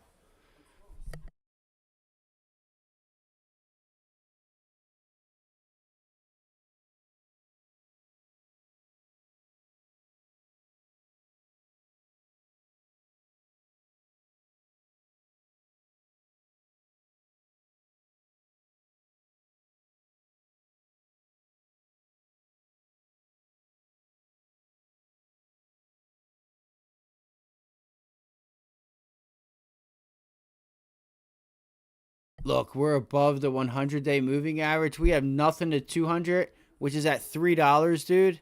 This thing could go. Look at $3. You got the 200-day moving average there. Shit, it's getting ready to open up, I feel like.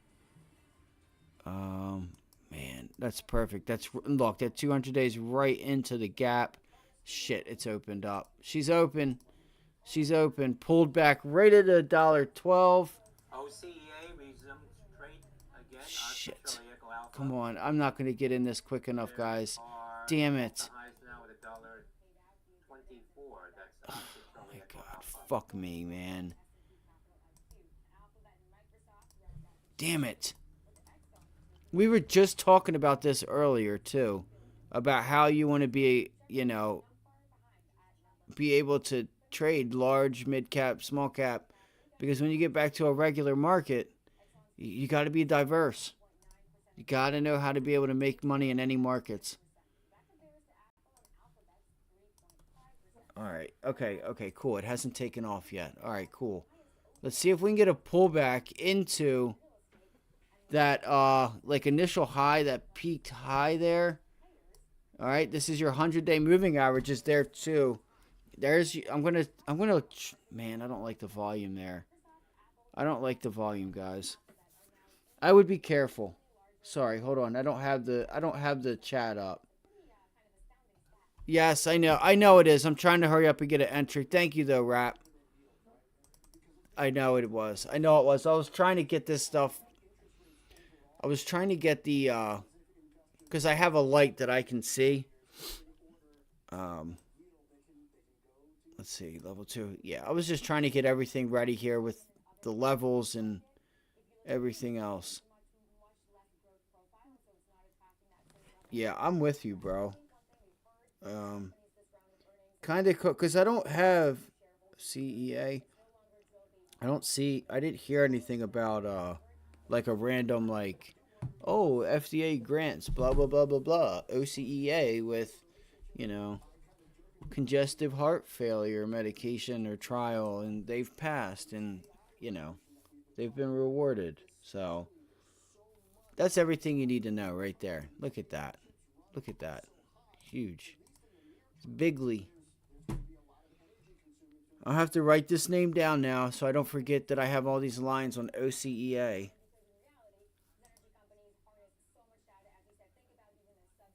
Thanks, Rap. Yeah. Yeah, I don't really care for it either, but I do like the daily chart. I just need volume. Technical setup, I liked it, but I don't like the volume.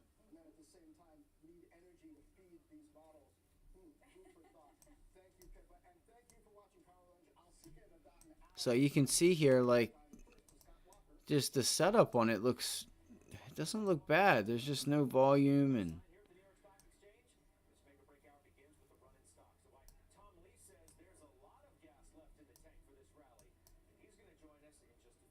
like, because like right now you've broken through that part. So I wonder if you could find some buyers, and if people are going to take this from like $1.07 to $1.70. Watch. See if they do that. See if it holds and they try to take it to $1.70.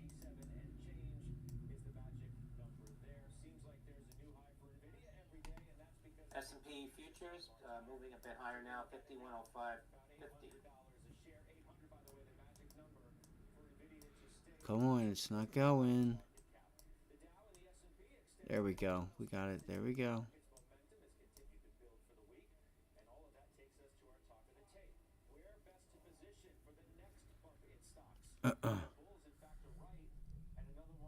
Oh, my AI told me to buy on the 1 minute. My brain told me to buy right there. Bang, I'm buying. I'm long. I'm just kidding. I'm not. Just joking, guys. Just joking. I'm not long. I was making a joke about AI. H&R, HRB, H&R Block, the Federal Trade Commission. All right. H&R Block for wiping consumers' data, deceptively marketing free online filing. That's from the FTC website. That's HRB. Hotel Romeo Bravo. HRB. Wonder what's going on there. So we're getting a lot of late news. Like you got it with not Palo Alto, was it? No, Pinduoduo. Now this. Shit, you know what? Sorry guys, hold on. So that's H&R Block. Carvana.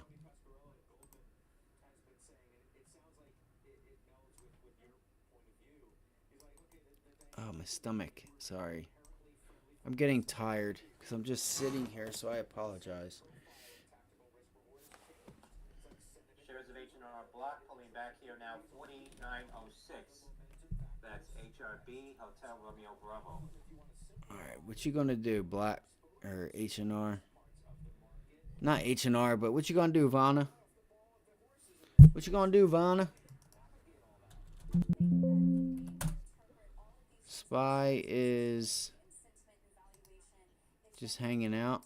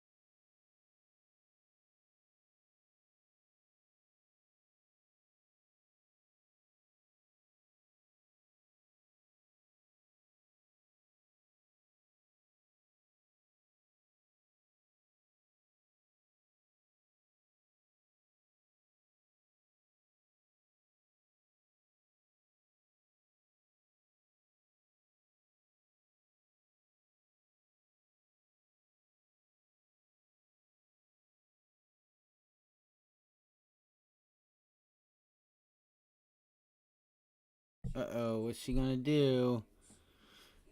2 minute overdone. Not really overdone. She might pop. I think we're gonna go flat. I think that's about it, guys. You know, I just feel like you're not gonna really get anything. OC, let's see here. OCEA. Yeah, it's not.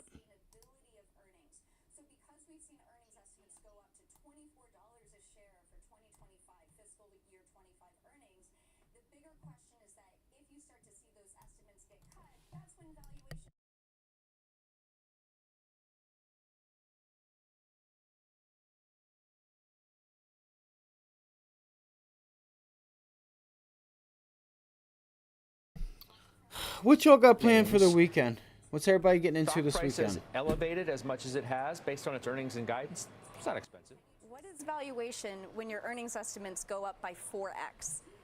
Earnings were $6. Meaningless? I don't know. I actually think it's an irrelevant discussion when earnings are going up so much because it's a moving target. When valuation will matter is when there's a question about the sustainability of earnings. So because we've seen earnings estimates go up to $24 a share for 2025 fiscal year 25 earnings, the bigger question is that if you start to see those estimates get cut, that's when valuation becomes a relevant deciding factor. But today, it's just simply less relevant. What about rate cuts? How relevant, to use your word, are they today? Well, they certainly haven't been to start this year. You've gone I think from they're very pricing in relevant 6.5 rate because cuts in January to 3.3 how wouldn't they rate be? cuts The last today, time and yet valuations have continued. Oh, you to know what expand, we need to check and on? Yields have continued to go up. We do wonder if you get to a threshold where yields will matter, where yields will really start to pinch to say, do I want to pay 21 times for the S&P 500? As of right now, it hasn't mattered because it's been an earnings story, which we get back to the point of as long as earnings estimates are going up, valuations will be mostly tolerable, at least in the short term. It's as soon as those estimates go down that you could see an unwind in valuations. I mean, do you think that they will? Right, the 10-year, as I look at it here, is 425. When it when it got under 4 and then it got back and then it starts to back up even further. And you're like, well, I don't know if the market's going to be able to handle this. Well, it's handled it because you got through earnings season, to your point, very well. Can we keep up the pace? I think it depends if the market gets any of the cuts that it's expecting. Right now, it's still saying that, hey, if I get 3 cuts and at some time in May or June, what's a couple 25 basis points difference by a few months? If we see a more meaningful uptick in inflation, and I would watch very closely the manufacturing and services PMI prices index. They're moving up, which means it calls into question the 18 months of disinflation that we've had and if it can continue. Does that keep I'm just the Fed listening from to the doing camera. Sorry, I any didn't know the cuts this camera year? was It's not off a base like case that. Yet, but it's a This higher fucking and higher thing, man. I need to probability fix it. as we see those PMIs pick up. We know cuts are pushed off, and we know they're probably not going to be as aggressive as we once thought. But even people who think that they shouldn't do anything now, Robert Kaplan, former Dallas Fed president, on this program earlier this week, said, okay, we'll do it later this year. And 3 seems reasonable. Waller, Fed governor, the risk of waiting a little longer to ease policy is lower than the risk of acting too soon. So you're getting a lot of, okay, we can wait.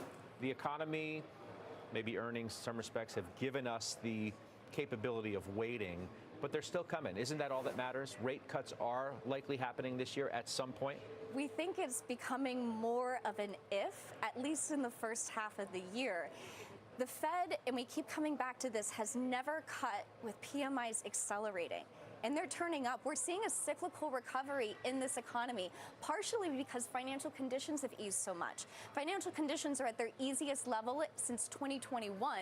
Obviously, a very different backdrop for the Fed, which just says there is very little urgency for this Fed to be cutting rates. And so it would call into question if we don't get any cuts this year. Again, not our base case yet, but a rising probability. Could that challenge yields? Okay, now bring up what Bespoke said today, because I think you would agree with this too. Don't be surprised if very loose financial conditions fueled by AI mania end up pushing the There Fed we into go, a Judge. later Tell 'em. cut than would otherwise be the case. So we need to think about that now too. This incredible run in the stock market and the alleged I was waiting to see what we were conditions going to because do of a here in big the stock market rally? And the it's not last just a few big minutes stock of the market rally, day. it's also credit spreads. Because of the better economy, And I've been watching credit have spreads come too. in a lot. I've And been they're on that. You very, guys very don't tight, see me which look just at that says the stuff credit and look at market it is up, feeling go good, into it's feeling each and happy every about the company and outlook, looking up and that's one of the where reasons they're why trading financial at, their conditions 5-year are so credit easy. spreads are. Financial conditions typically Or credit correlate default with better swaps. growth. They're considered to be stimulative to growth when they are this easy.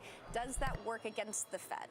Would you buy small caps today? I know I said let's be careful about using that as the litmus test for the broadening of the market, but you know, the Russell is holding above 2,000. There is a lot of hope for those stocks. What do you think? It's interacting surprisingly well with its 50-day moving average, despite the move higher in yields.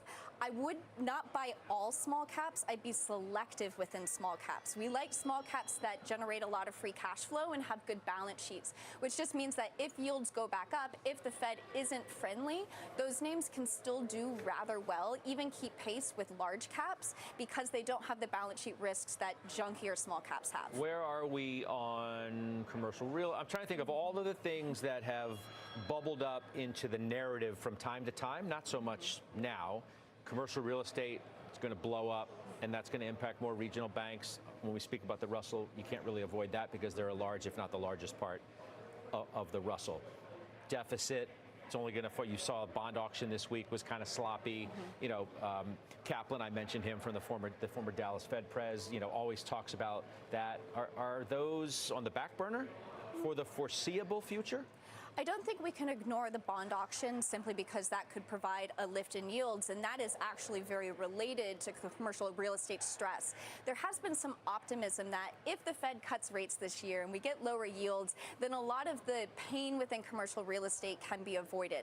If we don't get those lower yields and refinancing, and this is the key point, refinancing starts to kick in 2025 in a more meaningful way. So extend and pretend starts to become less of an option. 2025 could be an issue where we actually see more stress. For right now, it might surprise you, commercial real estate construction spending is actually still at an all-time high, which just means it hasn't filtered into the real economy because it's such a lagging indicator, such a lagging part of the market. Not to mention the fact that it's not like every stock with exposure to commercial real estate has been, you know, a dud. You know, SL Green, for example, since November 1st is, I think it's up like 50%, and I may not even be giving it its full due. So your point's taken. Maybe we'll, you know how the market has tunnel vision. What's in the here and now? You start talking about 2025 and 2026, the market's like, all right, we'll get to it when we get to it. But we're gonna play the game, this game, as long as we can play it. And you probably overpriced the downside over the course of 2022 and 2023, and maybe you overpriced the upside. But you know, we keep watching those 2025 broad earnings estimates because we'll start pricing in the path for earnings by about mid-year this year. So if a recession risk goes up for 2025, and that seems like a lifetime away, you'll actually start pricing that in, though, later this year. Okay. Let's bring in Jordan Jackson now of JP Morgan Asset Management. He joins us today from Washington, D.C. Good to have you back. Bullish or not? I'm pretty bullish. I'll tell you, it feels like it's kind of hard to be bearish. When you look at the macro backdrop first, obviously the Fed's going to be easing at some stage later on this year. You're seeing positive earnings growth. Now, certainly expectations for 2024 have come down from their peak of around 13%. They're now down at somewhere around 10.5%. And our macro models are actually improving, and it seems we're kind of coalescing around earnings growth this year of around 8 to 10%. I think we're going to have the Mag 7 continue to be magnificent, and I think we're going to have a broadening out performance in other sectors that have sort of lagged the big boys in the index. So what is that? I'm sorry. Finish your thought. No, I was just going to just finish on that point there, that I think will some of the other parts, other 495 or so in the index are going to play a little bit of catch up after lagging most of last year. I thought you had finished your statement. I apologize for that. I was going to ask you simply, so where do you want to be? I mean, if you think the Mag 7 is still going to lead, or Mag 5, or however many stocks you want to put in the best of the best group right now, do you want to remain overweight to those areas? In other words, at what point do I say, you know what, I've got confidence that this market's going to continue to broaden, and if I have fresh money to work, you know, I'm not just going to keep loading up. I had somebody buy NVIDIA today on halftime, now at $800, a little bit shy of that. But you know, my point's like, okay, I've got money, I'm bullish, I want to put it in the market. Do I put it into the mega caps, or do I actually look for other areas? Well, let's be clear. I mean, it had not been for, let's call it the Magnificent Five or the Fantastic Four, whatever you want to call it, earnings would be down for last year, right? They're up about 30% from an earnings perspective. And then when you look next year, markets are expecting somewhere around 20 to 25% earnings growth from them. So they're carrying their weight. Right, and I'm bullish. I'm still buying at these levels because again they're delivering on very, very lofty expectations, and so I think they'll continue to deliver. The broader macro backdrop remains supportive for other parts of the market as well, other value-orientated parts of the market also. So I think this is a rally that's worth chasing. Assuming earnings hold up, as Cameron was saying, and you sound pretty confident that you think they will. And even if potentially earnings don't hold up and something more dire or sinister plays out in the economy later this year, the Fed's going to cut rates more aggressively, right? We've seen time and time again the central bank of the U.S. continue to step in and be willing to stabilize markets. We only got a few more minutes. I think right now the trajectory for rate cuts, a lot of it is around sort of the easing in financial conditions, but just visibly from a market psyche and sentiment perspective, I think the Fed recognizes that they can cut rates, which is visibly good for the market, without necessarily having to ease policy. Because it all boils down to real interest rates at the end of the day. If the Fed's cutting gradually in line with what the Fed, with how inflation is coming down, then you've got real rates that really don't budge all that much over the course of this year. Cameron, you're a student of the market. I know that. You look at market history and all of that. You look at what's going on with NVIDIA, $2 trillion in market cap. Thought we were just saying it was $1 trillion in market cap, but here we are. And say this has gotten a little bit ridiculous. It's a little too frothy. I want to read you something else. I quote Tony Pasquarello at Goldman a lot because I think he's got good stuff. Here's what he says, okay, about NVIDIA. Here's the incredible part. When the market bottomed in October of 2022, NVIDIA had a market cap of $280 billion and a 12-month forward PE of 32. Yesterday, it added $267 billion of market cap in one day alone, rounding up to $2 trillion in market cap, and the PE is now at 33 times. That is incredible. But it's all about those earnings. When earnings go from $6 to $24 for this year's estimates, that's what supports the magnitude of the move we have. And that's what's so very different than other big tech cycles where like the late 1990s, where it was not based on earnings, it was all based on valuation expansion. The key thing for NVIDIA, though, is can you keep the earnings up? And can earnings from today's level actually be extrapolated forever into the future? And there will come a time where semiconductors, it's a very cyclical industry. You will see a slowdown. That slowdown doesn't look to be happening right now. That's for sure. But eventually it will happen, and that's when you would call to question the valuation of the stock. Jordan, what about the consumer? You know, I guess it depends on what part of the spectrum you're talking about, but Walmart, you know, makes us believe that, okay, well, that's a stock worth buying perhaps. Toll Brothers, Royal Caribbean, we're still spending. You know, depending on what end of the spending spectrum you are, you're spending more, and that, in some respects, dictates the kind of stock you may want to buy. But do we need to increase our exposure to the consumer trade, in whether it's on the staple end like a Walmart or a discretionary end like a Royal Caribbean? Well, our broader case is that consumption growth is going to slow. You know, obviously, you had retail sales numbers for January coming a little bit weak and downward revisions to the December retail sales numbers. So it does suggest that the consumers are coming under a little pressure, and maybe to some extent, as overall growth slows down, you'll see consumers beginning to spend down in terms of their product. You know, maybe deciding to shop at maybe a lower a big box retailer, so to speak. But I still think that the consumer is, I'd argue, is bending but not yet breaking, right? So long as you have a very tight labor market and the American consumer feels confident that they're going to get a paycheck come Friday afternoon, they're going to spend the next 3 weeks worth of that paycheck, right? That's just kind of the juice that the American consumer kind of runs on. So while consumption growth may slow, obviously we're avoiding, and we look at the credit side of things and securitized and asset-backed securities, we're avoiding those running the test up to highs. Still, embracing those higher quality, upper middle class consumer stocks. So, I don't think you should dump these names, but I also don't think we should be aggressively overweighting also. We'll leave it there. It's good to talk to you both. Jordan, we'll talk to you soon. Cameron, of course, we'll see you back here at Post 9. Let's send it to Pippa Stevens now for a look at the biggest names moving into this Friday close. Pippa? Hey, Scott. Well, Block is having its best day since November 2022 after beating revenue estimates and issuing upbeat guidance.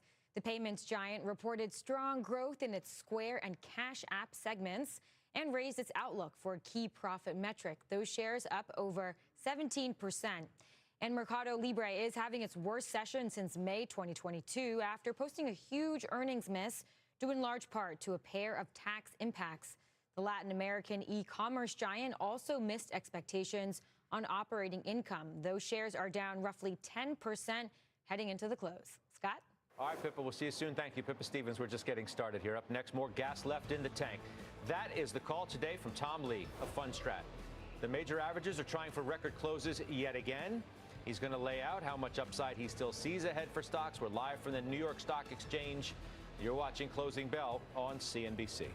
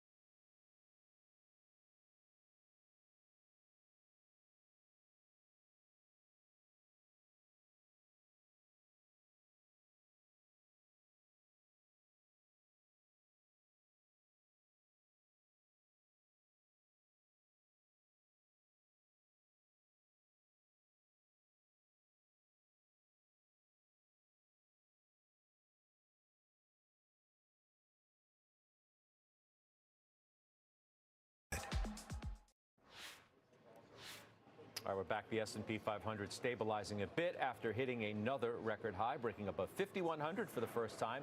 And my next guest says there is still, quote, a lot of gas in the tank for this market rally. Let's bring him in.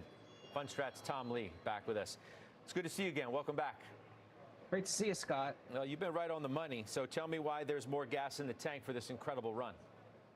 Well, I think foremost there's a lot of evidence of dry powder on the sidelines, meaning there's still a lot of potential buying. Margin debt, for instance, is only at 700 billion.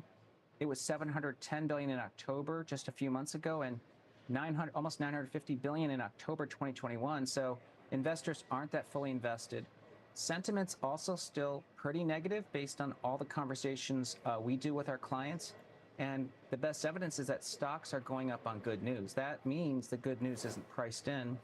And then as Mark Newton, our head of technical strategy, says, there's no technical breakdown. So I don't think there's any signs of a top near term, but those are the things we'd be looking for when maybe this current rally could run out of gasoline. I mean, you really think that sentiment is still negative? I read a few moments ago, from Tony Pasquarello at Goldman Sachs, how, sentiment is pretty stretched. Everybody's long. You really think there are that many people who are still non-believers in this? Now, I know there are some out there because I hear from them, but you really think there are that many? Yes. I mean, I think there's a couple of reasons. One is many people think the stock market's very concentrated and the FANGs or the Mag 7 are expensive, but NVIDIA's free cash flow yield is 3%. It's the same as the S&P. It's actually not expensive. And I think there's still this inflation mindset that inflation is stalling or could come back, and so investors are kind of inclined to short the market. And I think the best evidence that sentiment's still pretty negative is I hear people talk about the market being expensive, but outside of the FANGs, it's trading at 15 times forward. I mean, that's never been an expensive multiple. It's just people look at the price appreciation of the market and because they may not have participation, think it's a bubble. You don't have any concerns at all that it might be, especially, stocks like NVIDIA, which, as we say, seemingly, went from 1 trillion to 2 trillion in market cap, quote unquote, overnight? I mean, in some ways, I think, stocks rise rapidly when either estimates change or they want to reprice the future growth. What's interesting is NVIDIA's free cash flow was $7 billion a year ago. It's now close to a $50 billion run rate. So it's gone up by, 7 times, and the stock price hasn't risen by that much. I don't think we will have a bubble until the consensus declares there's no bubble and there's no risk. And then that's when we're likely in a bubble. But I think a lot of folks raising the prospects that this is a bubble means it's still early. The market seems to be giving the Fed the benefit of the doubt that though it might not cut as early as it once thought, it's going to cut at some point this year. There has to be the expectation in this bull run that cuts are coming sometime this year, I would imagine. What happens if they don't? I mean, if the Fed doesn't cut, I think it would pose quite a lot of risk for the stock market. I don't think the Fed's going to hesitate just because the stock market's risen or the ISMs have turned up. The Fed's policy rate of close to 5.5% is the highest policy rate in the world for any developed country. Look at the U.S. 10-year, it's at almost 4.5%. Germany's 10-year yield is 2.6%. I think that the bond market itself is telling us that the Fed is overly restrictive right now. You think they should cut in March? I think the probability of cutting in March is higher than what's being priced in. And a lot of it will depend on what February CPI looks like, which comes out March 12th. But, we think there are some anomalies in the January CPI, including poor seasonal adjustment and the fact that auto insurance is actually accounting for almost more than half of the rise in the Supercore services number. And if those start to show improvements, I think whatever sort of hot CPI we saw in January and the repricing reverses to a large extent. What happens if it's not March, and what happens if it's not May?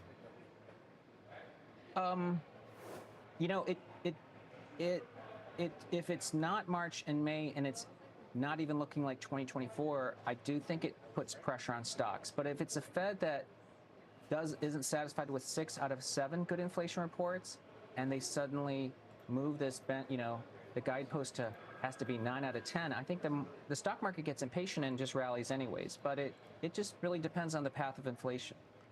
The other, issue, I suppose, as some are talking about, is this whole loosening of financial conditions because of this AI boom in the stock market. Do you think that's an influencer on the Fed? And on one hand, we're all revved up as bulls because we look at NVIDIA going up every day and we're like, wow, this is incredible. Look at these new records.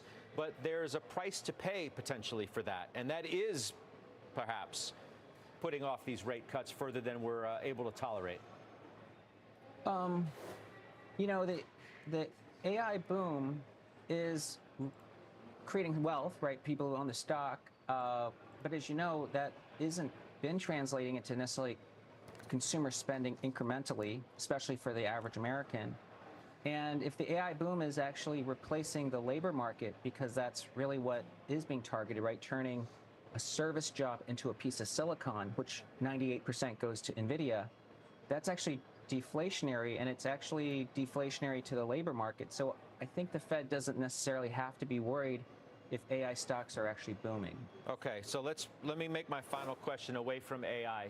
Aside from that, your best idea in the stock market today is what? Well, I think investors really kind of have to realize this looks like a cyclical early cycle stock market trade, Scott, meaning, you know, October 2022 was the low, and the market's getting stronger this year with breadth expanding. So I like industrials and I like small caps. I think those are good ways to add sort of equity exposure. That's probably going to be it for me today, guys. I'm exhausted. I got like a 2-minute nap in there. Take advantage of what's happening. I mean, I know you like to make big Intel calls. You still sticking by pile this driving right 50% back down gain to in the small caps for downside, this year? trying to at least. Yes, AMD, and you know, it's premised some on of the the idea that small caps are semiconductors trading at pulling back. 44% Nvidia's the only of the one price that's to book holding of the up. S&P, ARM exactly where it was in '99. And hanging out. if the Fed starts cutting, and SMCI it's, you know, pulling when or back. if. I think it's a So, launch point, just like '99 for 12 years we of relative will gains for continue the to keep small an eye cap. on the So only I thing think it's that's a good moving right risk-reward now, and that's All right, OC. we'll leave it there. Tom, appreciate it. Good weekend to you. We'll see you soon. I forget. Tom Lee. OCEA. We do have some news we want to get to now. The FTC announcing it's taking action against tax prep company H&R Block. The agency alleging the company wiped consumers' data, requiring them to contact customer service when they downgrade to more affordable online products, and that H&R Block, quote, deceptively OCEA. marketed That's their right. products That's it as, right quote, there. free when they were not free for many customers. We'll continue to follow that story. Coming up, making sense of the mega cap mania. The tech sector hitting more records. We said NASDAQ's going for a new closing high. It has a lot of work to do between now and the end of the trading session in 30 minutes. Most of the Mag 7 stocks are sitting on double-digit gains this year. Now, Deepwater's Doug Clinton joins us to size up the sector and see if there really is a lot more room to run. We'll be right back.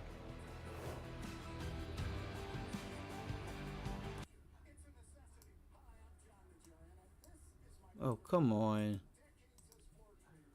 Oh my goodness, I'm pooped, gang. Hope you guys have a great weekend. I'll be here for a little bit.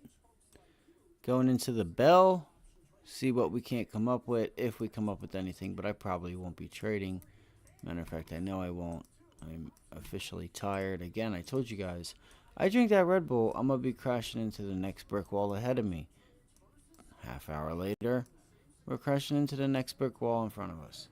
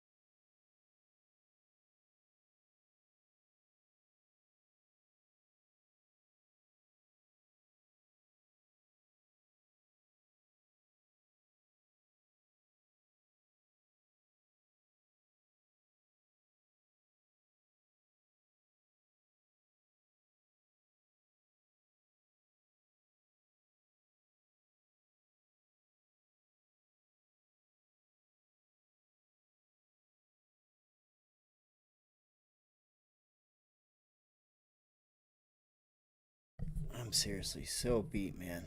I'm so hungry. I am going to leave here. As soon as this bell rings, I'm going to get me something to eat. And I am going to... I'm not sure what I'm going to do after that. I want to say I appreciate all of you guys this week hitting the like button, subscribing, showing up, giving it another day, like, you know, just not giving up. You know, next week we're gonna have you know, I got 4 more days. I don't know what I was about to say, but I do know I got 4 or 5 more days. The end of the month is next week. I want to finish this month out strong. I have not went over the economic data or anything yet. I haven't went over earnings yet or anything, and I don't think we have too many earnings today. So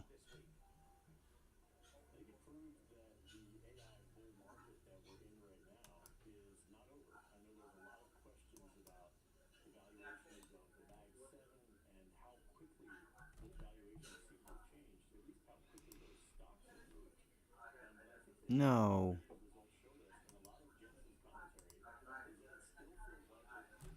All right, here. TLT. Yes, TLT's been pulling back. I was looking at TL. Look. OCEA is going, guys. OCEA is going, guys.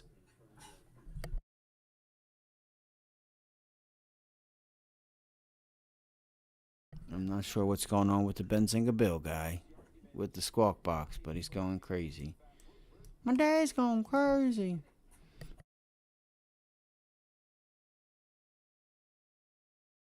Look, you get a pullback right into this area. Let me see here. Let me look at an hourly chart.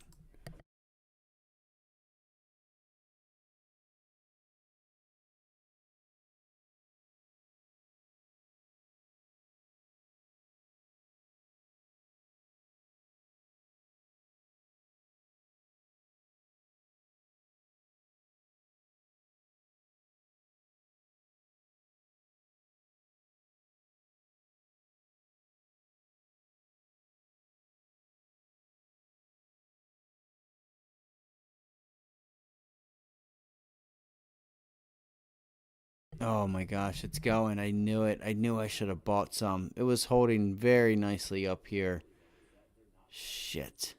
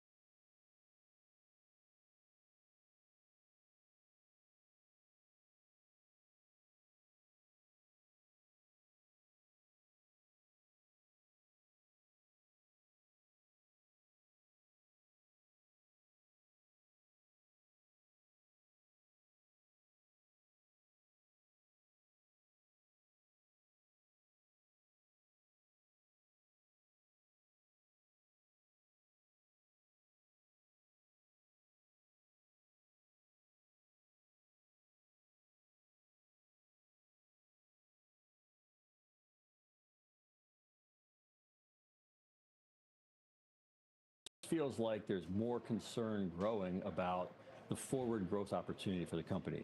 So anytime a company comes out and talks about changing the way that they're going to market, in the case of Palo Alto, kind of offering more free products, trying to get more customers in the door, and then ultimately land and expand, I think that raises questions for investors, and they're probably going to have to show that this new strategy will result in the kind of growth that they've talked about over the long run. I think it's a little bit overdone, but I still think people get really excited about the stock again. You have room. I'm also not trying You to don't suggest, have that anything stopping you until you get up to that gap. But if you look at let's say the euphoria, how it's being represented in the market, I would go 1A, AI, 1B, in many respects, cyber, right? Those stocks. And the way that Palo Alto and some of these others ran up when everything theoretically was going up, whether it's software, cloud, AI, is that cause for concern to some degree? I think it depends really on the companies that you're invested in. So one that we own, CrowdStrike, we still think that they have a pretty long runway for continued growth. If you think about cyber as an industry, why has it had such a bid, maybe similar to AI, not quite as aggressive? I think the reason is that because as we go into this AI age, cyber is going to become a more important part of every company's infrastructure spend. They have to protect whether they're doing training on models, whether they're running inference on models. They have to make sure that they keep that data secure. That's a cybersecurity application. And then on top of the AI opportunity, we also have a persistent tailwind of, I think, increased global turmoil.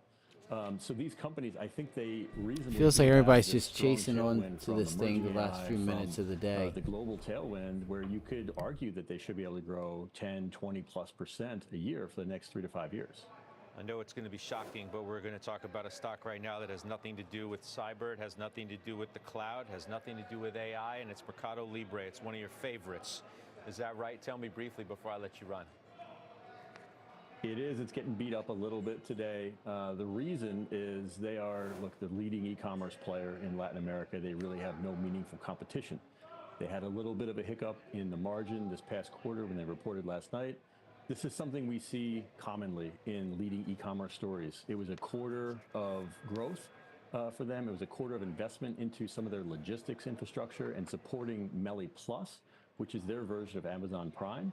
I think it's all good investment that will go toward future growth, and it's a company that we continue to like here. Doug, we'll see you soon. Thank you. Thanks, Scott. All right, up next, we're tracking the biggest movers as we head into the close. Back to Pippa Stevens, who is standing by with that. Pippa. Well, Scott, it is getting more cloudy for one energy stock with shares dropping. The name to watch coming up next.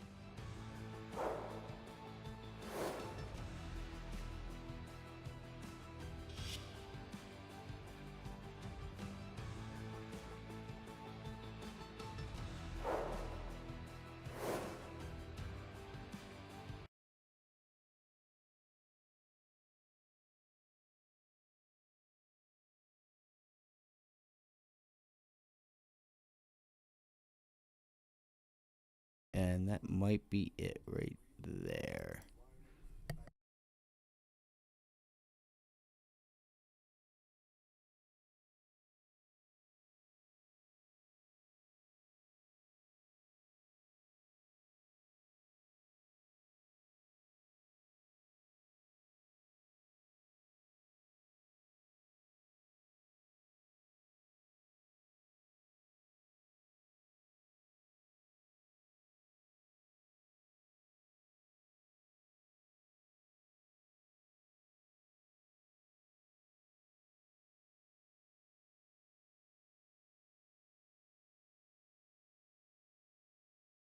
Dude, what the heck? Come on.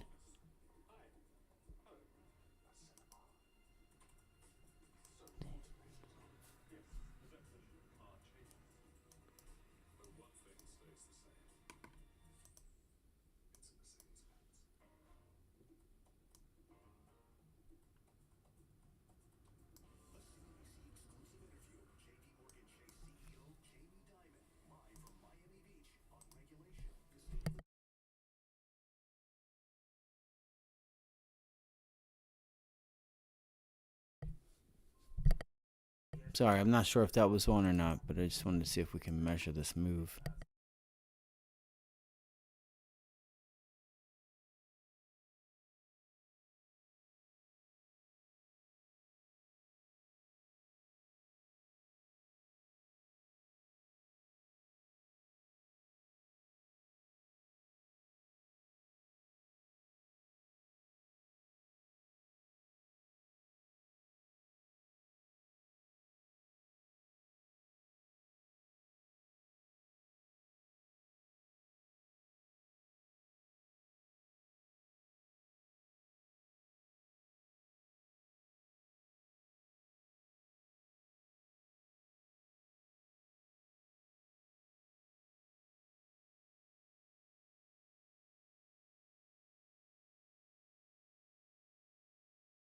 Sounds like there's a couple popping off, guys.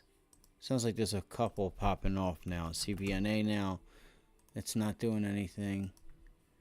Just hanging out. I mean, you know, consolidating sideways is doing something. But OCEA.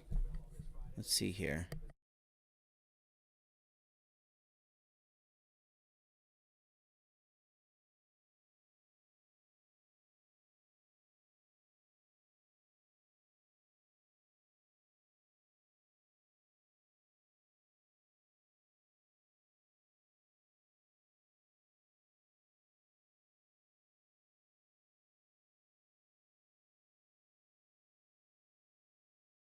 Insurance.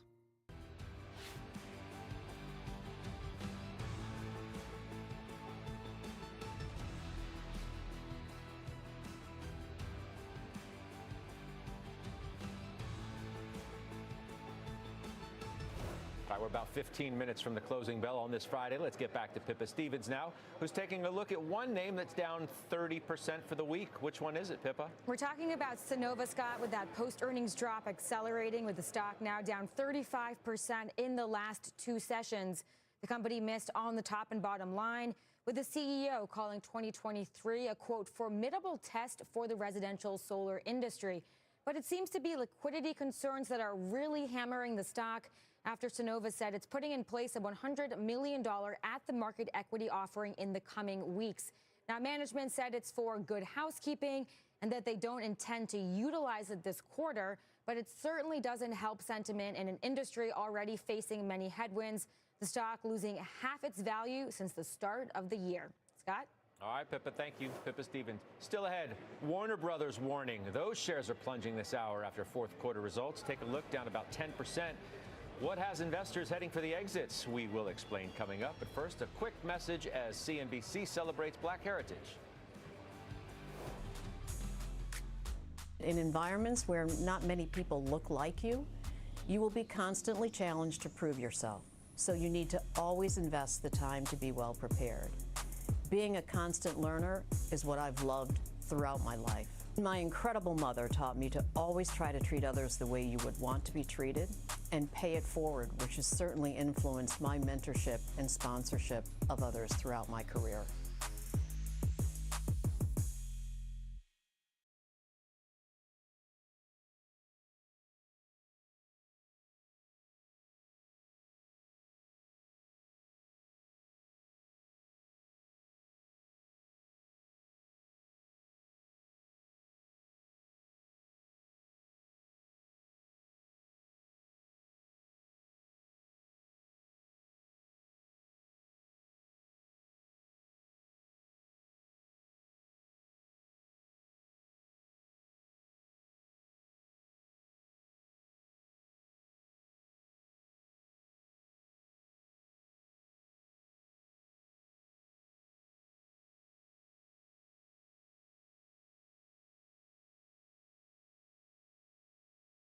I cannot wait to get out of here, go get some sleep, and get something to eat, and get some damn sleep, y'all. I'm exhausted. I am exhausted.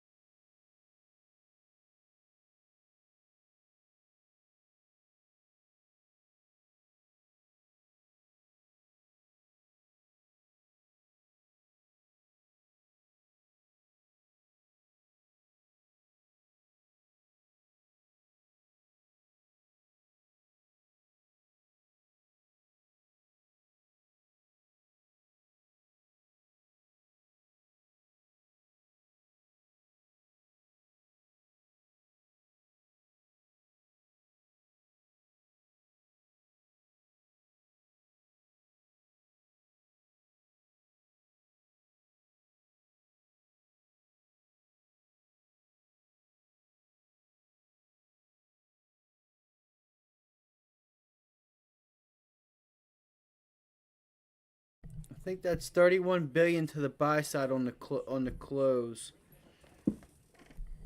That's awesome. Yeah, small green day for me too, Basic. I'm with you, bro. I'm so exhausted. Thank you guys so much for the likes. We made it to 7 likes. That's so sweet.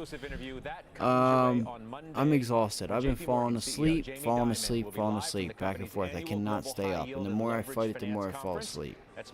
So I'm going to get up, and I am going to go get my ass some Panda.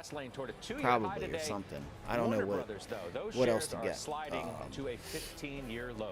So you guys have a great weekend. I'll leave this up. Okay, I'll leave this up for a little bit, and we will catch back up on the weekend. We'll cover some charts, cover some news, all that fun stuff. Have a great weekend. I love you all, and maybe we'll catch up on the weekend. If you guys hit that subscribe button for anybody that's new here, you guys will get my notifications and stuff. But yeah, we had a, that's why you gotta manage your risks. These days happen, right? So you just gotta get it together and figure it out. And we will. We did it before. I'll do it again.